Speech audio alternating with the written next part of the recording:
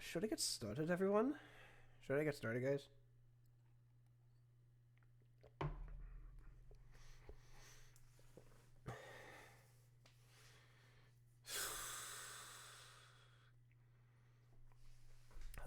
Alright, Tito Fox. I have like 3 viewers, it says, but, it says I have 3 viewers, but yeah, I'll get started. So, case 1-1, the first turnabouts.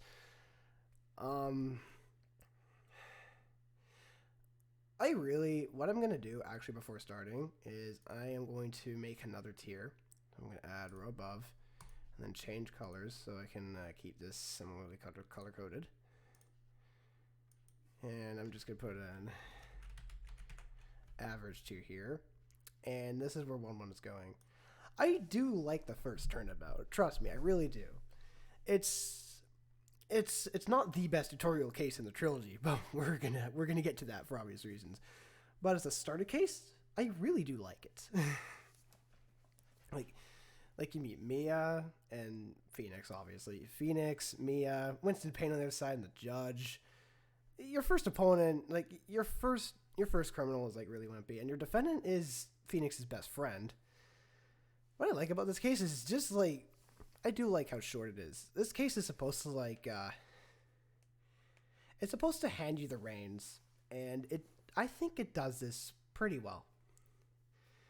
There's really not much to say about this case. Even Lacri's video, it only first turnabout only lasted like just over 30 minutes. So so it's like there's not really much to cover in this case. You just meet Phoenix and Phoenix, Mia, the judge, constantly recurring characters throughout the series. Winston Payne's technically recurring, but he only appears in 5 cases. So yeah, he appears in the first turnabout, the Lost Turnabout, Turnabout Memories, I believe it is. It's 3-1 Turnabout Memories, I think it is. He appears in Stolen, actually. Winston Payne actually appears in Stolen Turnabout as well.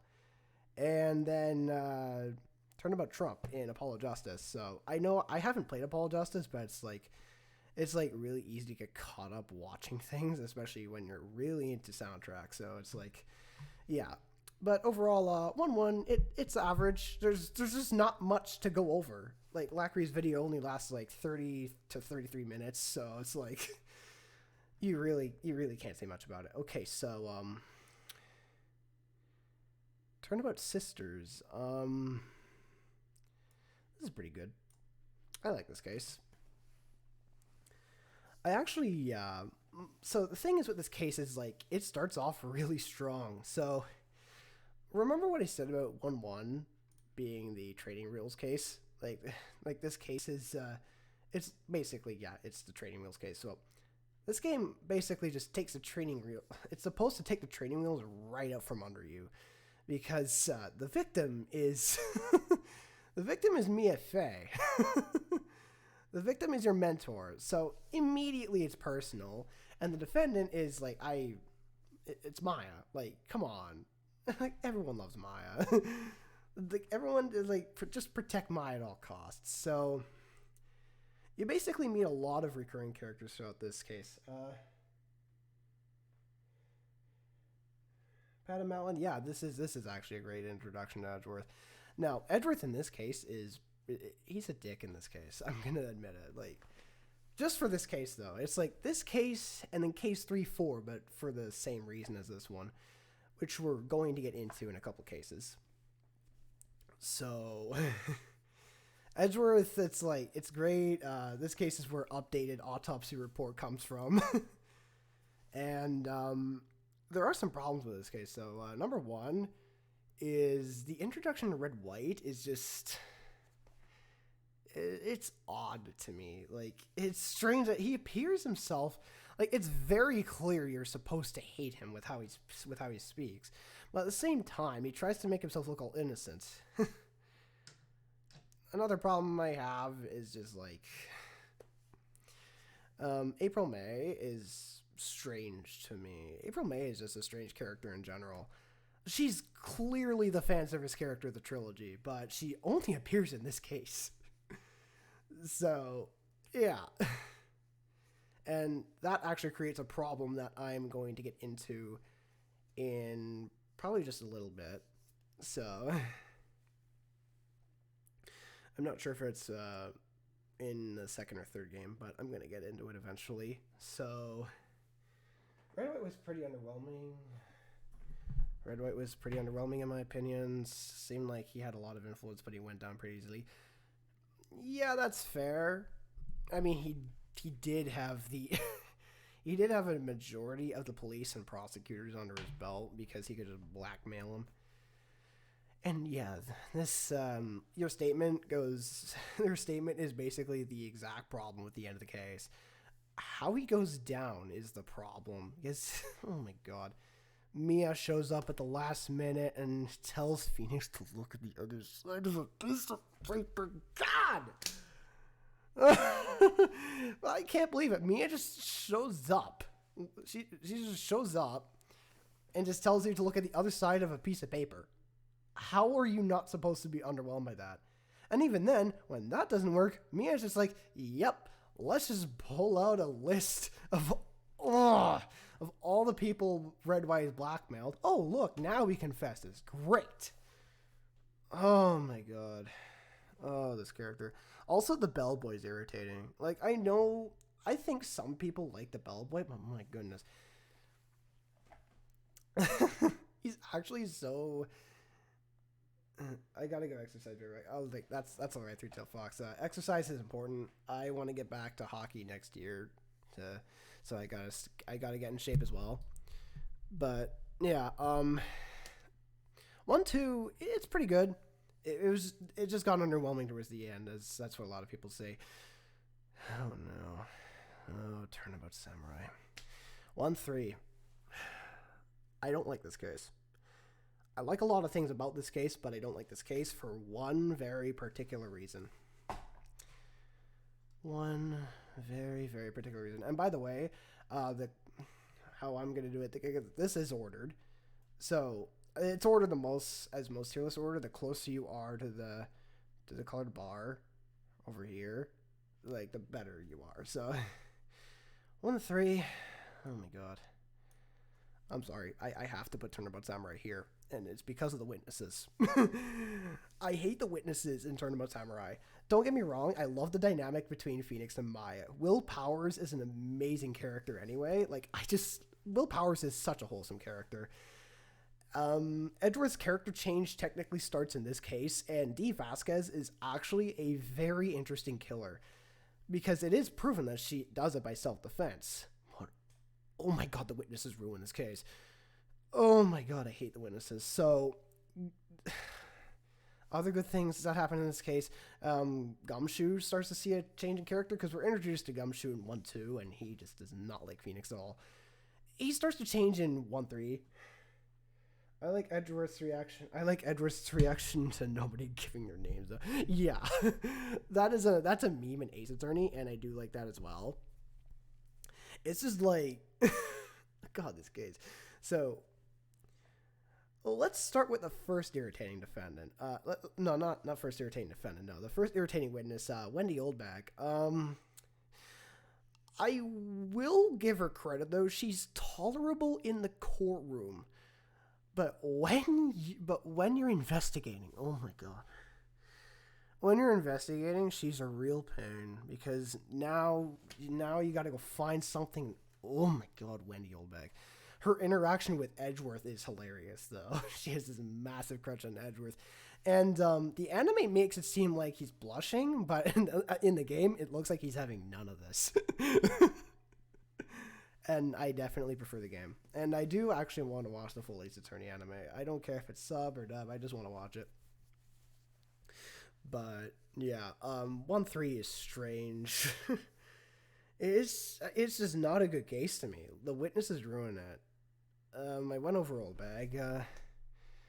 Salmonella just really disappoints me. Like, my problem with him is he is so eerily accurate to modern society that it is creepy. Like, it is creepy how close he is to modern society. The language, the game, like the video game player language he speaks in, the what else?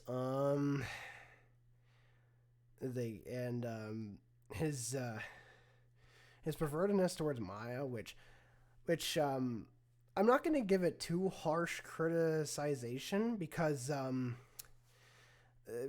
Ace Attorney was actually localized for the Americas when the DS version released. Originally, it was just GBA in Japan. It was just GBA in Japan, and there was a phone port in there was a Nokia port in South Korea, which is strange to me.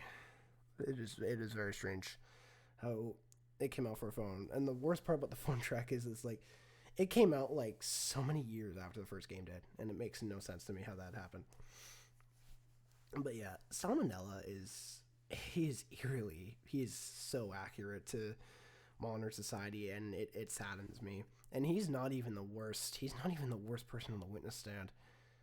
Oh God. Oh, Cody Hackins. I do not like Cody. The problem with him is that he's 11 years old. That's really what it comes down to. How many children? I think he's technically the only like. There's teenagers and then there's children because Cody's 11 in because Cody's 11 in 1-3, and I think he's the youngest person I've seen on the witness stand. I think he's the youngest person in the trilogy on the witness stand, and it's really irritating because you have to break down his testimony, and it's annoying because he goes all Steel Samurai. Oh my God, please kid, get a grip.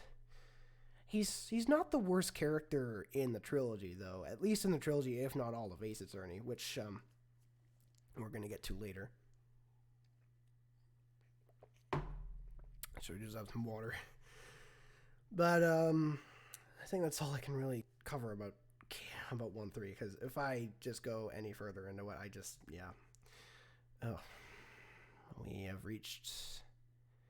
we have reached the where do I put this case? So I love Turnabout Goodbyes. I really do. I'm actually going to put it up here. Turnabout Goodbyes is great.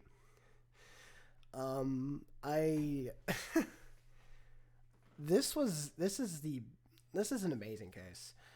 So what do I like about Turnabout Goodbyes? Well, a lot. So So, first off, Edgeworth as a defendant is amazing because it's just like this guy has been the prosecutor against you for the past 2 cases, and now he's your defendant. And the best part is Phoenix he jumps at it. He just jumps at the opportunity to defend Edgeworth. And then Edgeworth, like, they're trying to portray him as a dick. It's like, no, please don't defend me. Go away. I don't want to see you. But then you find out the real reason that he doesn't want you defending him, and yep. So, by far the best part about, actually there really is no best part about this. The entire case just moves along greatly. Larry plays a vital part in this case. Actually, I do like the witnesses in this case. Lotta Hart, I actually do like Lotta, despite the fact that most people don't. I can't really blame them. It's just like, I don't know what it is with me and Tomboys. It's just like, because you'll find me gushing about Leone as well. So, as a matter of fact, Retail Fox is I think he's the one that actually called me out on my thing for short hair in the Discord the other day, in the Faye Discord. So, this case, it is I love this case. So, yeah, Edgeworth the defendant. I know I've said that a lot. Manfred von Karma was the most intimidating. Yeah, Manfred was really intimidating. I think when Lukagen streamed Ace Attorney 1, I think she called him Dracula. So, yeah, Manfred von Karma is probably the best part about this case, because just the history between Manfred and Edgeworth, and yeah. So, man, I might actually start gushing about this case. it's. I'm just gonna spoil this right now. I don't think it's the best in the trilogy, but it is really good. And I think you could just tell by looking at the list itself. First off, I think it's obvious which one I'm putting at number one, but but I do like this case enough to put it up here. I actually really do like this case. So, first off, the main thing that makes Manfred von Karma intimidating, he does not speak to the judge in the way even most prosecutors do. Also, his objection is, like, some people think it's genuinely terrifying. And it is terrifying until you actually start to crack down on him and the defendants. Oh, speaking of the defendants, another one of my favorite parts about this case is he rigged the defendants. Actually, he didn't rig just the defendants either. Because eventually there's a point where he offers you the chance to cross-examine the caretaker's pet parrot, like the boatmaster's pet parrot for entertainment. And then Phoenix takes him up on the offer, and it turns out Manfred von Karma actually tried to retrade the because before it would said, "Don't forget deal 6," and then when they tried again in the courtroom, it turns out it's not saying it. And the key point here is it points directly to von Karma after a few frames. So, not after a few frames, but like a few. Actually, I could just call them frames. It just points directly to Manfred von Karma after a few frames. I was like, oh my god, he actually retrained the parrot. You do manage to get 2 coincidences out of them, which manages to convince the judge. Thank goodness. So then they bring the caretaker back into the court, and it turns out he's actually Yanni Yogi, and Yanni Yogi is the murderer. Yanni Yogi is the murderer. So Edgeworth is innocent of that case, and then Edgeworth starts confessing over deal 6, and oh my god, when he confesses over deal 6, Phoenix is like, you've got to be kidding me, it's still not done.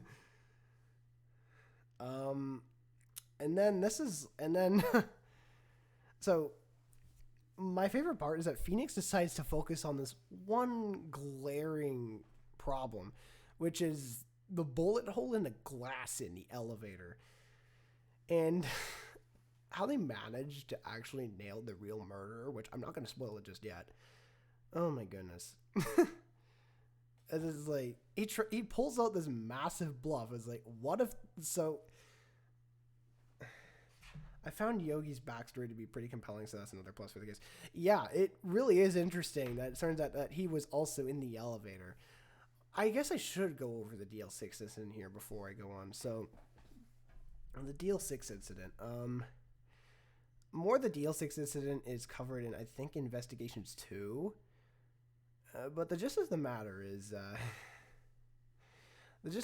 what's important right now is, so Gregory Edgeworth, Miles' father, was murdered in an elevator shaft, and for a while, it was actually proposed to be Yanni Yogi as the murderer, the bailiff, who happened to, yes, be a bailiff in the court. He was proven innocent, but his life was destroyed, and the prosecutor for the case against Yanni Yogi was actually Manfred von Karma, who is the prosecutor for this case. So it turns out that yeah, Yanni Yogi his life was destroyed, and yeah, I'm not sure if I can really go over it on Twitch, but yeah, I think we all know the backstory of Yanni Yogi as well. So yeah, now Edgeworth's father is dead. So now that Yanni Yogi has been nailed for the murder of Robert Hammond, yeah, it was pretty interesting. Yeah, Edgeworth confesses, and then Phoenix tries to connect the vacation Manfred took after Deal 6 to the bullet hole in the glass, and he actually manages to do it. Because what if the bullet hit the murderer? he thinks off the top of his head that the bullet in the glass. I don't remember Von Karma prosecuting Yogi because he doesn't have a perfect conviction record. Doesn't he have a perfect conviction record?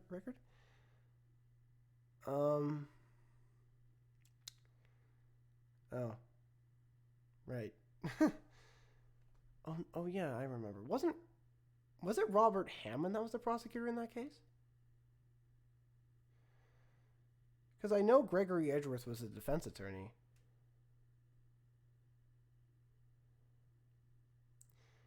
I know Gregory was the defense attorney. Was Robert Hammond the prosecutor?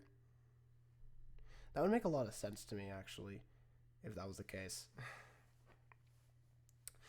See, I'm already 30 minutes in. I did say it was going to take a while. He, actually, no. What happened was he received.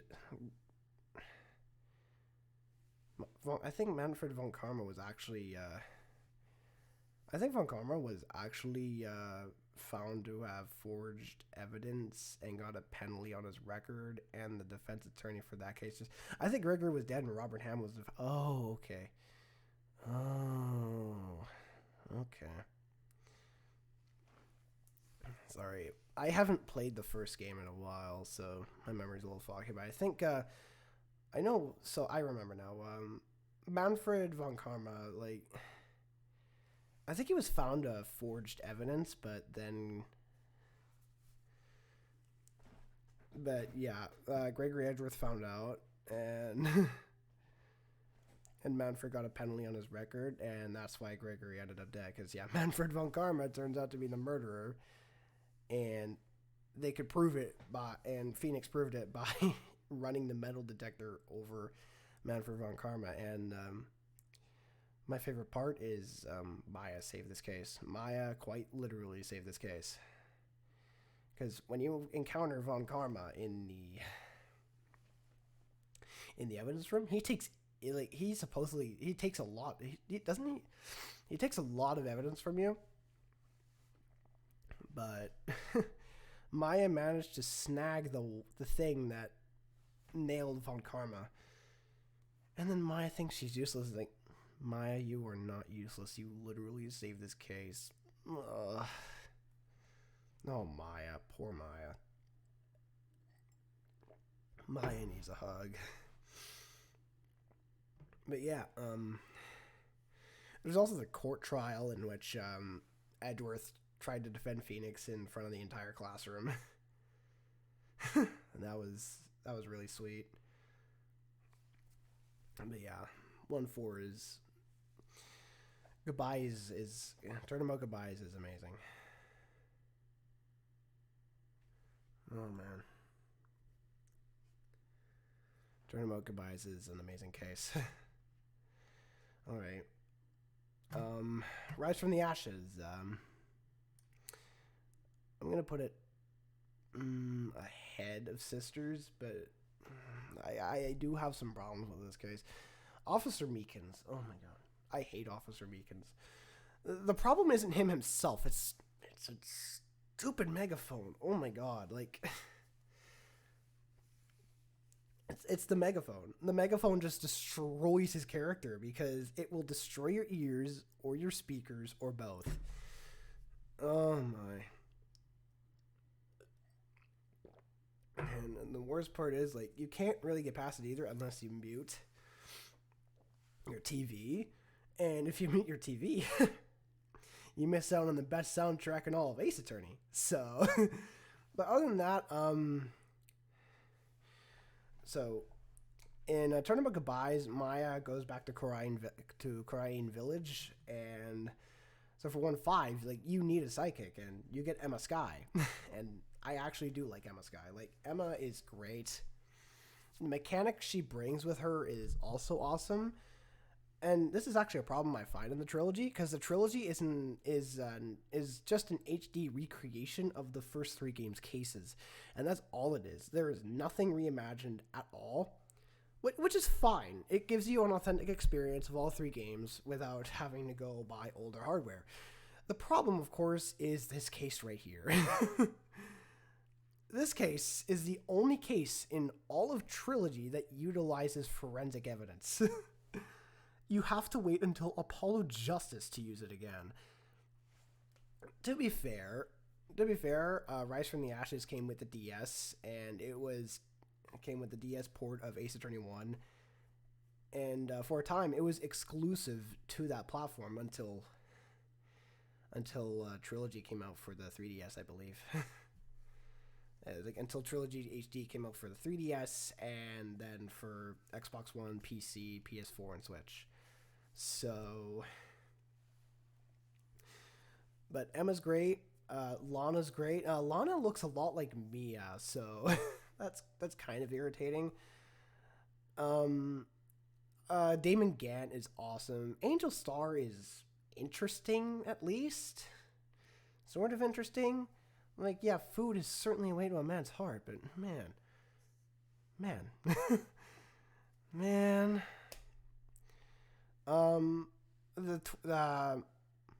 I think John Marshall, is that his name? Marshall Mitchell. I think it's Marshall. Marshall's great. Gumshoe is actually pretty decent in this case. And but there's just a lot of things wrong in this case. I'm gonna go over the most obvious one. This case is long. This case is really, really long. This case is long. It's convoluted. The Blue Badger exists. I hate the Blue Badger and the music he brings. And it's just, this case is strange to me, 1-5. And I do like this case. I like a lot of aspects about this case. But there's a lot of things wrong with it. Oh, I forgot to list Edgeworth's in this case. That's a problem to me. I do like Edgeworth a lot, but considering that this case released in 2005, it brings him a huge error. The Damon Gant stare feels like an eternity. Yeah. Yeah, Damon Gant is great. He's so optimistic, and it's like, you can't help but like Damon Gant, even though in the end you know he's a killer, you still can't help but like him just because of how hilarious he is. He's awesome. But yeah, this case is too long. I think Edgeworth's a problem in this case. Edgeworth is great as a character, but his involvement in this case it's not right to me. Like, he should not be here. Like, they could have easily brought in, like... No, they couldn't have. I guess, yeah, I'll play devil's advocate and say they couldn't have really gone with another prosecutor. Because there are only 4 prosecutors. Because there's only 5 prosecutors in the trilogy. 3 in the first game. 1's in jail. The other is known for only going against rookies. And, well, you're left with Edgeworth. So throw Edgeworth in. And remember, Phoenix is yet to meet Franziska von Karma yet, so... They should have brought back Winston Payne for the memes. That would have been funny. I was thinking, it's like, why didn't they bring back Winston Payne? But then I remembered, it's like, he primarily goes against inexperienced attorneys. And Manfred von Karma's in jail, so Edgeworth. I do like how Edgeworth's office, his old suit from Trials and Tribulations 3-4, which you can actually see right in the picture here. I do like that this suit is actually hanging on the wall. I do like that callback. But yeah, this case, it's too long. It's interesting, but it's long, and Officer Meekins exists. That's really why this case is only in pretty good, other than above here. I think I'm happy with. Oh, and I forgot to say about this case right here, Turnabout Samurai. Technically, this is the start of third case syndrome, but I think it's. I don't think it's the true origin of third case syndrome.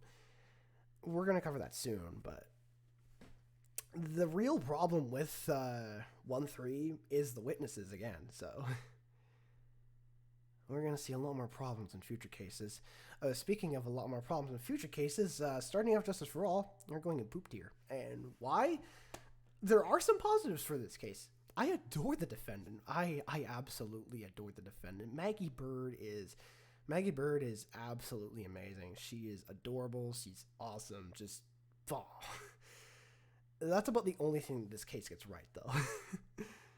That's about the only thing this case gets right is the defendant. Amnesia plot. God, everyone hates amnesia plots, and this is why people hate amnesia plots. I get why they did it. Of course, I get why they did it. They needed to have a tutorial case for the second game. Of course, they did, but they really shouldn't have done an amnesia plot. You're gonna find that they did it a lot better the third time around. So what's wrong with this case? First of all, the murderer is one of the most cringeworthy murderers that you've ever seen. Winston Payne's all right. Phoenix has amnesia, but okay. Her misfortune radius must have affected the case itself.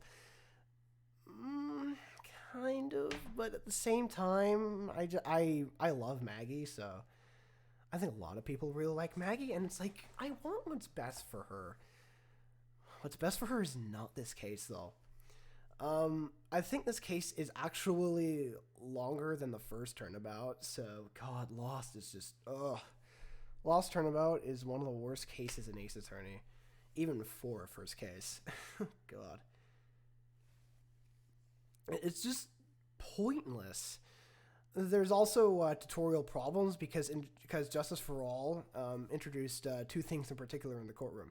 Your health can now be lost in variables of 10 instead of increments of 5 individually. So it's like an increment of 1 out of 5 individually. And you can now present people as evidence. The fact that they went over neither, like, you don't have to go over the first one. It should be immediately apparent. But the fact that they didn't go over the second one, especially considering Maggie Bird somehow found her way onto the defense counsel. How the heck did she find her way up there? I love her to death, but how? But yeah, this case is a mess. I haven't even gotten over the least favorite part of this case yet. Maya. Why on earth is Maya here? I want to protect Maya with all my heart, but why is she here? It completely ruins the reveal in the second case. And oh my god, why? Why is Maya in this case? Why is she here? Why, Capcom? Why did you do that? Anyways, that's the Lost Turnabout. Now, they did really improve on this case. I like this case. My favorite part is actually the killer in this case. Defendant, repeat of Turnabout Sisters. You're going to find that a lot. Maya is the defendant again. I will say it's like Turner Gray is literally just introduced just to be killed off. It's like the one Ace Attorney character introduced just to be killed off. Like, that is his sole purpose, just to be killed off in this case. So a lot of Heart returns in this case. I don't think she really plays that much of a relevant part in this particular case, but she's all right. There's also Pearl. We're introduced to Pearl in this case. She's a little bit shy at first because Morgan Fay just decides, yeah, you're not talking of Phoenix, right? And then once she actually finds out that Maya and Phoenix hang out and that Maya trusts him, oh my god! And then Pearl just goes. Pearl is the biggest Phoenix Maya shipper in the world, like in the real world of that. It's hilarious. It's like the biggest shipper is literally an in-game character, and it's absolutely hilarious. Pearl's great. Morgan Fay's interesting, but she's more interesting in later cases, as you're going to find out. Sorry, okay, I thought I had to sneeze. But, yeah, Pearl's interesting.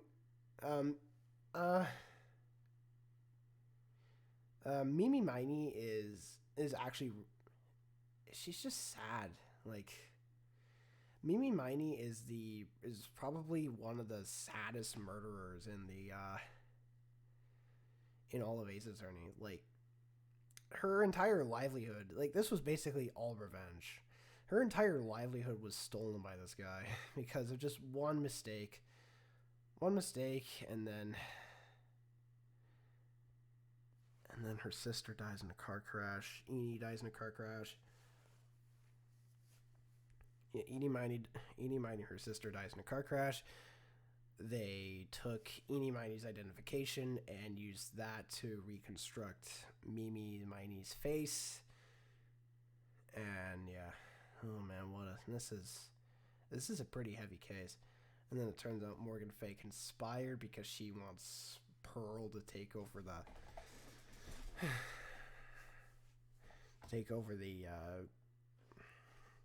the Master of Khura'in and the position of Master of Khura'in. So the fact that she had to reconstruct herself as her sister and assume her identity is legit disturbing to think about. Yeah, it's sad. But Ace Attorney it's supposed to be a wide range of emotions, which is why I'm not docking points for this, for making me sad. But yeah, I think I should move on from this case because this case is genuinely great. But talking about this case is gonna keep making me sad. Oh boy, and then oh no, I have a deep found hatred for this case, and okay, let me just list off the tolerable characters involved in this case, and I'm not going to count Edgeworth because he only pops in at the very end card. Phoenix and Maya, obviously. Oh yeah, I forgot to go over something in this case. That we're introduced to Francisca, and I may or may not have a mild crush on Francisca. Like, she's kind of cute in a way. I don't know how, but she is. But I guess it's the short hair talking. I don't know. Maybe German. I have no idea. But Francisca's kind of cute. So, oh boy, Turnabout Big Top. Oh god. Okay, so I'm going to finish this water, and then I'm going to refill it, and then we're going to get into Turnabout Big Top. I'll be right back. Oh god, this case. The real reason... Okay. The real reason Acro's in a wheelchair is because of spinal injuries from carrying the case on his back. Yeah, pretty much. I'm just gonna say this before I go get my water. He is the only non-recurring character in this case that is tolerable. So, I'll go get my water, and then I'll explain everything.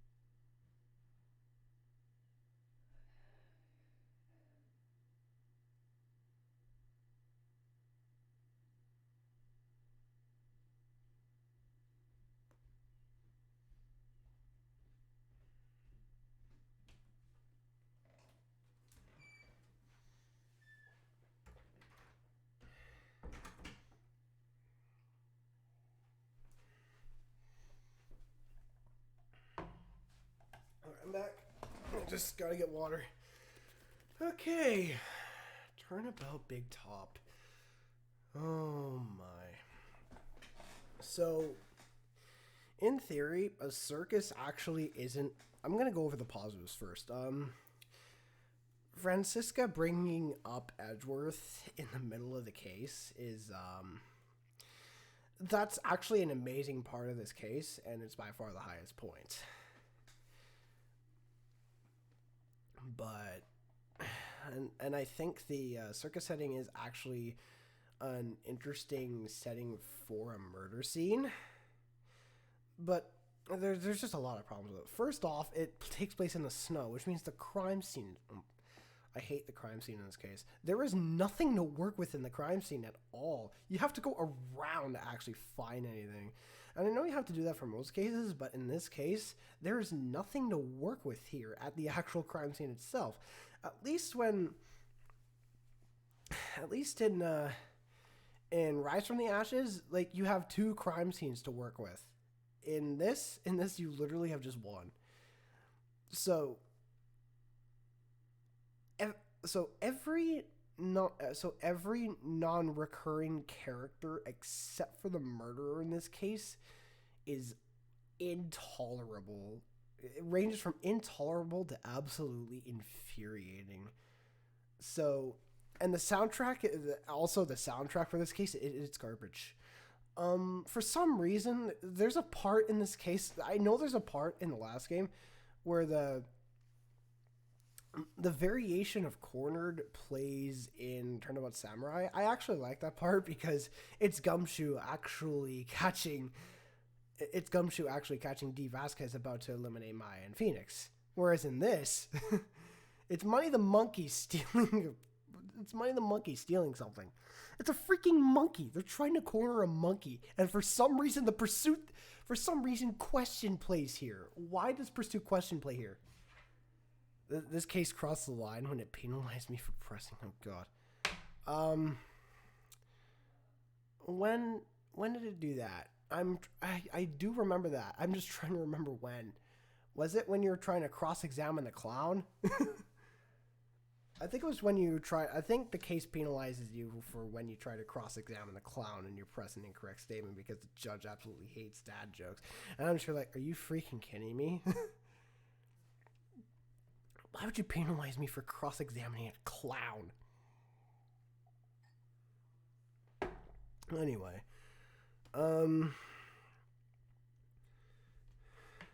It's when Mo the Clown is on stage. Yeah, I figured. Speaking of Mo the Clown, he is actually the out of all the non-recurring characters, I actually find him the most tolerable. There's a major reason for that. At least he actually seems to be a down-to-earth, honest person. Why did I even make the met here? Oh, I know why. You'll see. But he seems to be a down-to-earth, honest person when he's not actually acting like a clown. Another problem with this case is some of the characters just act way too much like their circus personas. The most obvious example of this is the ventriloquist Benjamin and the puppet Trillo. Oh god, now we gotta get into this dynamic. The character isn't bad by himself, but it's everything that surrounds him that makes him irritating. The puppet in general, I don't like the puppet. I don't like how he can only speak through the puppet. Well, he can't only speak through the puppet, but he can only speak coherently through the puppet. But oh my god, so insufferable. But the reason he's insufferable isn't because of just himself. It's the dynamic with who I think is the worst character in all of Ace Attorney, Regina Barry. I really don't. I hate Regina. Like, oh my god. Oh god, Regina Barry. Oh my. Just thinking about it makes me want to slam my fist on my desk. Okay, so in her defense, her father really wasn't that great. The victim wasn't that great of a father to her. But that's mostly because when you believe that when people die, they become stars in the sky, that would be okay for someone like Pearl to believe, because at the time of Justice for All, Pearl is 8. Regina is 16. She's almost as old as Maya and Francisca, who are only 2 years older. Regina's 16 and she believes... This is why I hate entitled children. Oh my god. And that's the problem. She thinks that people become stars in the sky when they die. She also inadvertently caused the murder in the first place by putting Acro's brother Bat in a permanent coma, basically making him brain dead. And as a result, Acro wanted to kill her, but instead killed her father, who was respected by everyone in the... Oh God, Regina. Regina is the main problem of this case, and I will forever stand by that. Oh God, Regina Berry. Oh, also, I forgot to say, I don't like the defendant. I think he's a complete jerk. I think the defendant's a jerk, and Maya's admiration of him is really confusing. But that's all I got for this case. Worst case in the trilogy. Worst case in the trilogy by far. And then we get to one of the best cases in the trilogy. I want to know, did they hire two separate writing teams for these two cases?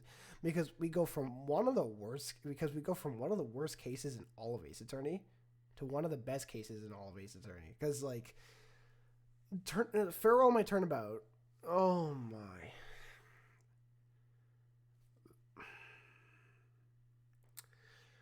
Farewell My Turnabout is one of the main reasons people consider every game in the trilogy to be good. Because if it wasn't for this case, people would consider Justice for All to be a garbage game. This case is absolutely amazing. I swear to God, there are only two cases in Justice for All people replay, and it's these two right here. Those two. Because the other two are both right next to each other down here. They are insufferable. Oh my God. And it's really funny how you just go from here to here to here to here. And that's the problem with Justice for All. It's so inconsistent with its case delivery. So, before I go into Farewell My Turnabout, I just want to say that one of the cases in Trials and Tribulations was actually supposed to be a case in Justice for All, but they ran out of cartridge space. I'm just going to spoil it right now. It's Recipe for Turnabout. I think it was supposed to be case... I think this was supposed to be case 4. There's no way that this is a case 3 in Justice for All. This has to be a case 4. It's either case 4 or case 2. It could be a case 3, but they ran out of cartridge space, so we're never going to know. But regardless, I love this case. So... we're reintroduced to Will Powers. Actually, most of the characters until you meet Shelley the Killer are all recurring. And when you meet Shelley the Killer, yeah, everything just goes downhill. Maya gets kidnapped. You have to win the defendant in acquittal, which of course it sounds really easy at first. Of course it does, because you've been doing this for the past 1, 2, 3, 4, 5, 6, 7, 8 cases now. You've been doing this for the past 8 cases. 7 if you've only played the GBA or Wii versions. But, and yes, they did make a Wii port in Japan.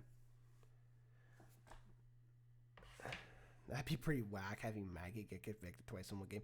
Yeah, it was supposed to be like that, but they ran out of cartridge space on the GBA, so they pushed it to the 3rd game. It would make sense for Maggie, though, considering she considers herself the queen of misfortune, or the goddess of misfortune. I forgot which it was. But, Farewell My Turnabout. Oh my. So, oh man, this case. Oh man.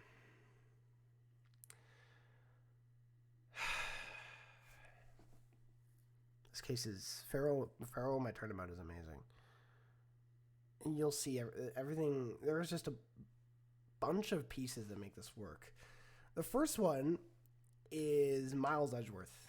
The first one is objectively Edgeworth. Edgeworth is what makes this case work, because you believe, not great, Maya's kidnapped and now we gotta face Francisca. Nope.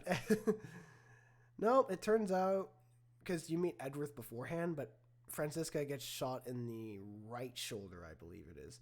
She gets shot in the right shoulder, and Miles Edgeworth takes the prosecution, and it turns out he's changed a lot, even from Rise from the Ashes.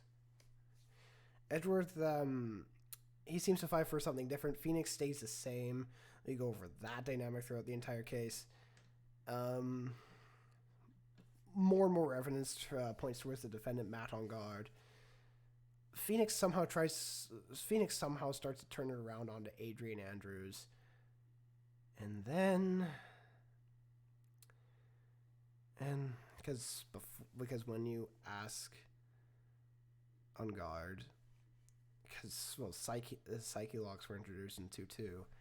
But when you ask on guard the first time, no psyche lock showed up. When you ask on guard if he killed the victim, no psyche lock showed up. But then you find out that the real killer is Shelley the Killer because of Adrian Andrews' clumsiness in this case. And fiddling around with the card, and Edgeworth notices and takes it and realizes that's exactly what he's been looking for. He knows who killed, yeah. Then after that, you see Matt on guard. Oh no. Oh god. I think before that, you went in home.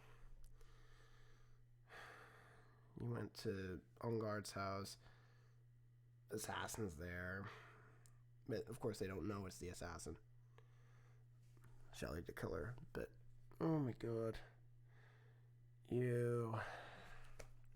When you encounter Matt on guard the second time. No, not the second time, but you know what I mean. When you encounter Matt on guard, and and then you ask him if he hired Shelley the Killer, well, here come the psyche locks.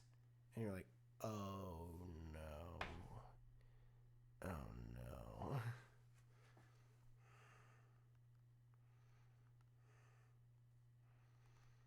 Sorry, I'm messaging someone.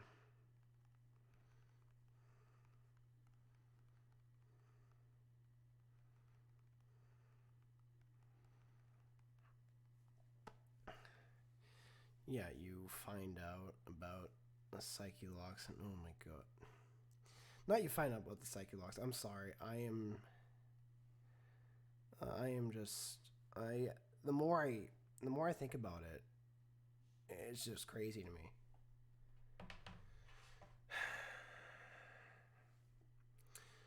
And then, yeah, On Guard completely changes his demeanor, and you're screwed from here.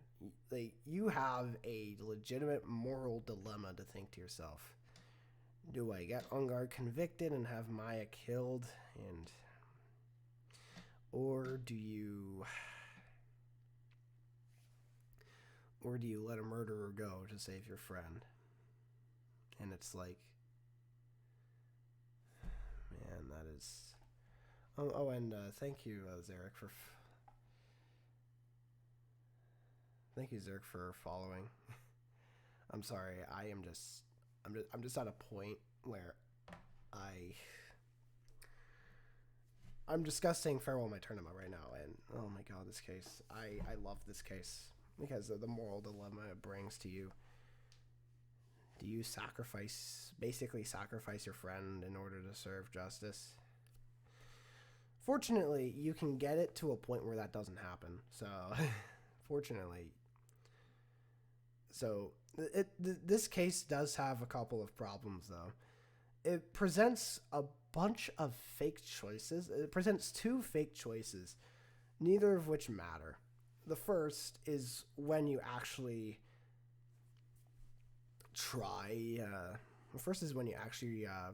have to decide the verdict yourself. No matter what you pick, Franziska von Karma is going to run in.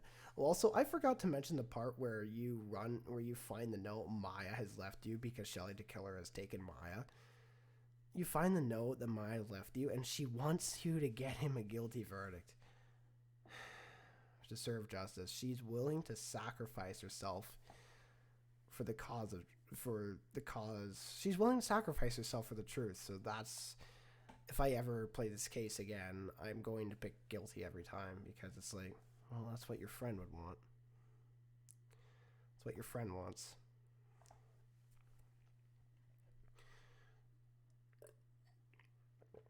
The thing is, when you're actually presented with a choice, it doesn't matter because Franziska von Karma comes running in with 3 critical pieces of evidence. Well, supposedly critical. 2 are...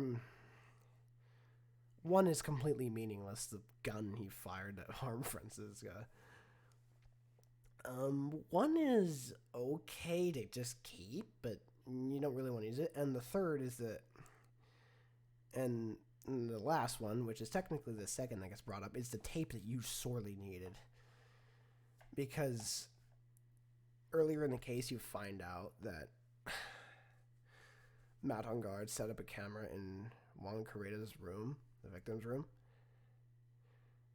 And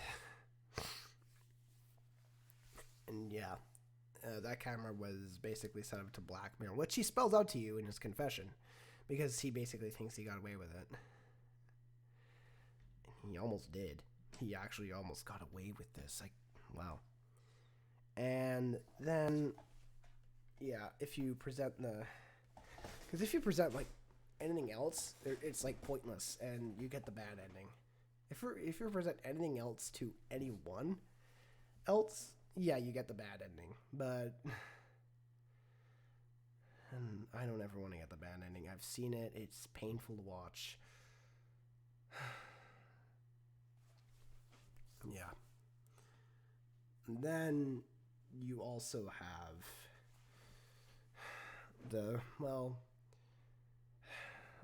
yeah.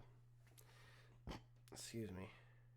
The second fake choice is a lot more tolerable because he gets a guilty verdict either way. I just picked guilty regardless because it's what Maya would want. The bad ending typo never happened. Yeah, that was I think that was exclusive to the PAL port of the game. I think that was exclusive to the European ports. But yeah, it's a meme. It is a meme. That is the worst typo anyone could ever make. It's such a sad moment, and then you make that kind of typo. But yeah, if you get the good ending, it's just like, oh man.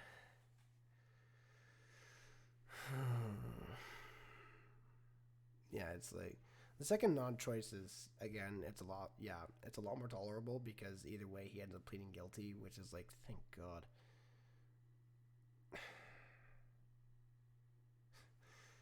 And this is the start of and then actually after the credits of the game that you get after this case, Pearl, it turned out that Pearl tried to book a secret room for Maya and Phoenix. Oh, the little shipper. Oh, the little shipper. Alright, so Pharaoh, my Turnabout, yeah, it's definitely a top tier case. Okay, I'm going to look something up real quick because I keep forgetting what 3.1 and 3.4 are called respectively. I keep getting them mixed up. They're beginnings and memories, but I forget which one.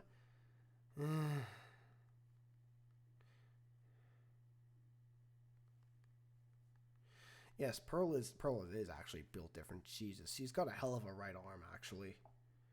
Apparently, she has a hell of a right arm. God. As we're going to find out soon.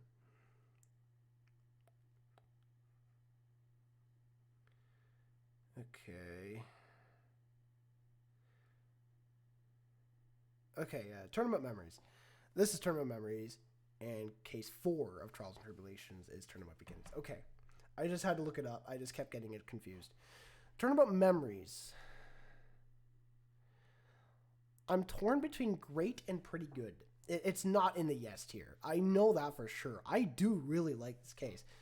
I just don't know if it's a bottom of great or top of pretty good because it's hard.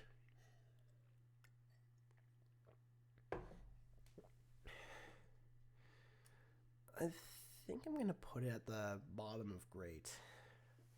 I really do like this case. And the reason for that is, like, it's a tutorial case, but it's a tutorial case done right. It's a lot better than the Amnesia plot done in the Lost Turnabout. So,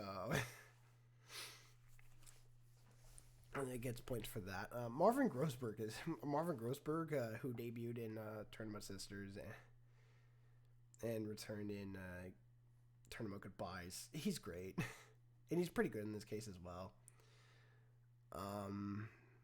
You're Mia Fey as well, which is actually really good. I really do like Mia Fey. Oh yeah, I actually haven't discussed the problem with Mia Fey around yet. I think I'm just gonna explain it now. I'm gonna just explain it here because I forgot. I'll explain it here. My problem with Mia is she just becomes the fan service character of the trilogy, and you know exactly what I mean by fan service. And that's the problem with Mia Fey in the trilogy.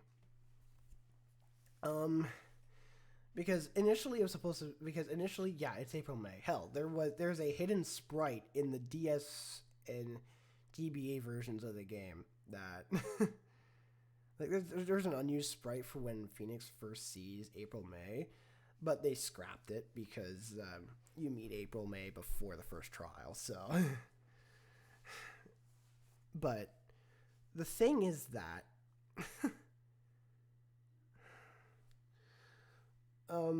after April May gets caught for wiretapping, you've lost your fan service character. And the one mentality I really don't like is you gotta have a fan service character. It's like, I get it. I do get it. But I also don't get it. And I don't get it because it's Mia Fey. Why would you do it to Mia? Oh, man. So yeah, they make Mia Fey the fan service character, and it's very apparent by her sprite positions. And she was even sort of 1 in 1, but it was much less apparent because April May debuted in 1-2, and yeah, I think debuted in 1-2. But she's basically the default fan service character now, which it just irritates me. It makes me sad because I do like Mia as a character. She's tough. She's interesting. She's determined. She's awesome. But then you just make her into a fan service character, and it's sad. It's like, I get it, and I don't get it. I personally think they would have been better off making... It's also just weird having Mia be the fan service character while possessing the body of a young child. Yeah, I get it with Maya, and I can accept it with Maya, but I just can't accept it with Pearl. I can totally accept it with Maya. And the reason I can accept it with Maya is because, well, Maya is legal in Japan in all of the games. All of them. All of the games that she appears in. But Pearl, remember, Pearl is a child until Dual Destinies. Pearl is a child until Dual Destinies. So, yeah, I think I can see where you have a problem. And the thing is, Pearl's first channeling of Mia is in 2-2, so... Oh, God. And I get it. I do admit I find Mia Fey attractive. Why wouldn't I? Like, even here, it's just like... Hey, 3 Till Fox, we've reached Turnabout Memories, so... Yeah, you've missed quite a bit, but exercise is important. So, this case. Oh, boy, this case. Well... There's a lot of interesting things about this case. There is nothing about this case that isn't interesting, actually. The only reason it's not ranked higher is because it's a tutorial case, so it's going to be short. I'm not sure if Gumshoe appears in this case, but it doesn't matter because your defendant is Phoenix Wright. It's going to be good. It's going to be a good case. Your defendant is Phoenix. So... Your defendant's Phoenix. Your defense counsel is Marvin Grossberg. You're playing as Mia Fey. The prosecutor you're facing is Winston Payne with a bunch of actual hair. And oh man. Oh, the killer. The murderer is actually one of my favorite characters in the Base Attorney just because of how terrifying she is. She is more terrifying than Manfred von Karma. I'm just gonna say that now. Dahlia Hawthorne is actually more terrifying than Manfred von Karma. Like, actually. He He is something else. No, she is something else. What am I saying? I'm sorry. I'm thinking Manfred von Karma and Dahlia at the same time. But Dahlia is, if you, like, basically it's like, yeah, if you think Manfred von Karma is intimidating, Dahlia is something else. So she appears as this sweet, innocent angel at first, and then when Phoenix finally breaks, she just breaks him. And, oh man, Dahlia Hawthorne. What Dahlia brings to Trials and Tribulations is an actual main villain of Ace Attorney. You can technically say it was Manfred von Karma because DL6 was first mentioned in Turnabout Sisters, but that is a very far reach. That is the farthest of reaches that you could ever make. So Dahlia in this case is absolutely brilliant. She's basically Mat on guard, but like more tolerable somehow. And because like people really do like Mat on guard because and they like him because they hate him, and you're supposed to hate him, and well, of course, you just like how much you hate him, and blah, blah, blah. It's just all complicated. I'm also tired. It's 25 to 11, so I'm just trying to that's probably why I've lost a bunch of viewers. Either that or just talking about fan service, but I don't know. But I do get that a lot of people watch from the East Coast, and it's pretty late there, so if I lost viewers because of that, it's understandable. If I lost viewers because I was talking about fan service, well, the fan service conversation had to come up eventually. So, oh man, Dahlia Hawthorne. I think we should get into her later, probably around 3-4. So, I will mention though that they could not have chosen a better song for her. It is. I think Mat on guard also left a huge impression for being an actual guilty defendant. Yeah, he definitely did. Yeah.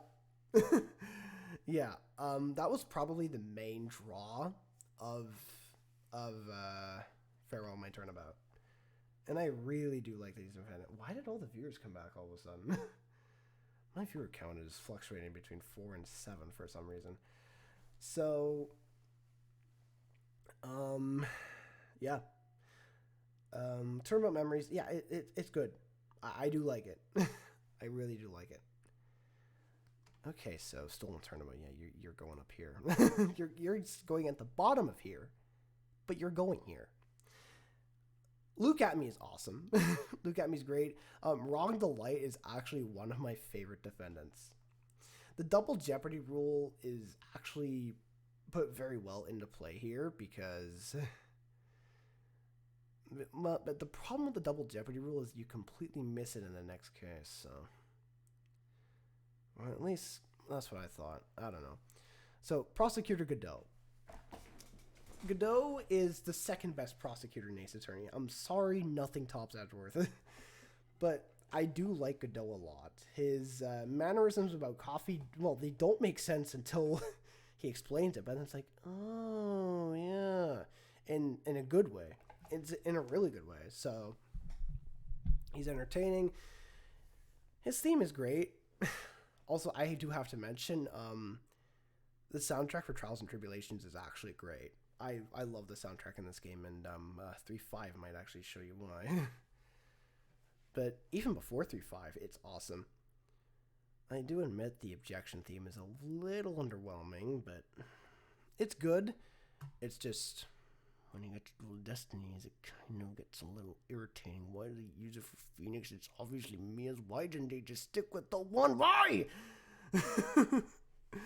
Yeah, they stuck with the one in Apollo Justice and Leighton v. Wright. Why did you... Luke Atme's final testimony, where he covers himself on nearly everything in the case, is top-tier Ace Attorney. Covers himself on nearly everything. Yeah, Luke Atme is strange. His plan is genius. He tries...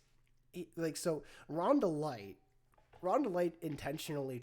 Rhonda Light actually admits that he is Master Mask, and he flat out admits it. It's like, because he knows about the murder, but he doesn't want to talk about it because it's like, I didn't murder him. I stole thingy. Ron's awesome. Also, his wife is amazing, I will say. Desiree Delight she's great. Man, she really is committed to him. So, even if she is just a little crazy. Just a little. And I don't mean that in a sarcastic way. Just a tad, really. But Luke Atmey's great. His plan is genius. So his plan was to get convicted guilty so he could get away with the murder over at the scene. Because, yeah, Luke was on some 900 IQ stuff. Yeah, he was. I know 900 IQ is a meme, but he really was actually brilliant here. His plan, man, like, I can't get over how great it was. The plan to get convicted guilty of the theft so he can get away with murder is absolutely amazing. Of course, it was foiled because Phoenix Wright, but it is Ace Attorney, so wild things can happen. Yeah. So what ends up happening is after the theft trial, in which Luke Atmey's found guilty, Godot approaches Phoenix and tells him there's been a murder at a security firm. And that Ron DeLight was at. And now you have to defend him from murder. So you go and ask him in the Luke, I am the tragic clown. Edward, you are the tragic circus. I am the tragic clown. You are the tragic circus. Oh, man. That's probably what Edgeworth would have said, too. That's the best part. That is probably what he would have said. But, yeah.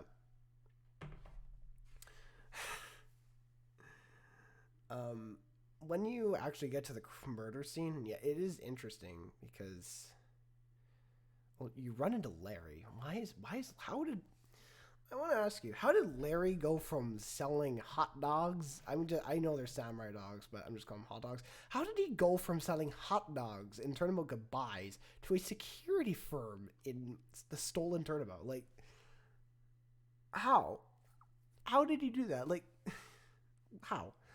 But regardless, Larry's there. You see a slight nod to Old Bag as well. Thank God she's not actually in this case. Oh yeah, Old Bag's here as well in Farewell My Turnabout, but she's not really as relevant as she was in Samurai, so. And again, she's definitely tolerable on the witness stand, and you don't see much of her. You don't see much of her at the Gatewater, so. And then he goes from that to failing art school. Larry, man. Larry is a strange Ace Attorney character. He's a good character, don't get me wrong. He's just strange. But yeah, and then Phoenix somehow finds a way to nail Atmey for the crime, which is of course the true outcome because Ron DeLight is like, please convict me of theft. I know there's been a murder and I didn't do it. Ron just basically goes like that, and Luke Atmey says, please convict me of the theft so I can get away with murder. Ah, yes, you've done. Oh, great. Also, yeah, this is actually a case Winston Payne appears in. He is the prosecutor in the trial higher trial for Luke Atmey and the theft. Before they actually bust him for murder. So this case is great. Introduces Godot. The guy introduces Godot and yeah, all the non-recurring characters are great. Oh yeah, I should mention Adrian Andrews is here. I love Adrian. Adrian is awesome. Oh, Adrian, I'm so happy she managed to get herself some help, and she even made a friend in Franziska, which is actually really sweet. Franziska would actually make a great friend now that I think about it. Anyway, let's move on to recipe for Turnabout. This is why the Matt tier is here, and this is the only case going in there. I don't outright hate it. I do hate some of the witnesses. Like Armstrong is a really annoying witness. Like everything is pink. It'd be okay if it was just him, but the entire restaurant, and the food is garbage, and he outright lies to you on the witness stand. And his demeanor is admittedly a bit annoying. I knew what they were trying to convey, and I respect that. I just don't like his demeanor. So, his demeanor is strange to me. And then the music that comes along with the tribute, it's not as bad as the circus theme, but it's, yeah. But this case actually does have a bevy of positives going for it. First off, the defendant, Maggie Bird, is back. My favorite thing is the fact that Furio Tigre actually managed to pass for Phoenix without anyone suspecting anything. Oh, poor Maggie. Maggie needs a hug. So, yeah, the premise for this case is that Furio Tigre somehow managed to pass Phoenix. How did he manage to pass his Phoenix with a tan, a fake suit, and most importantly, a cardboard attorney's badge? Why? How do you manage to pass with an attorney's badge made of literal cardboard? Like, that just confuses me. It's literally made of cardboard. How do you do that? And now I went down to 3 viewers. What am I doing wrong? Like, actually, what am I doing wrong here? Maybe it is East Coast because it is 10:45 Pacific. Maybe it is that at this point. But, this case, it's just unremarkable to me, really. Like, on one hand, I do like a lot of things like Maggie. I love Maggie. Like, oh. And I do like Furio Tigre. And Viola Cadaverini is one of the best characters in it. It's just one of my favorites. Like, she's great. You just see so little of her, and it's sad. But my God, there are so many more irritating things. Like, first off, I already went over Armstrong. Victor Kudo is really irritating. Oh God, Victor Kudo. Oh God, I don't want to go over him, but I'm going to anyway. He is... Oh God, he is a pervert. He is. He's a legitimate pervert. And the worst part is, it's like, you know what he's into because he looks at Maya and is like, I'm not talking to you. And then she channels Mia and... Why is Mia the fan service character? Why? I'll admit they utilized it well here to get evidence out of him.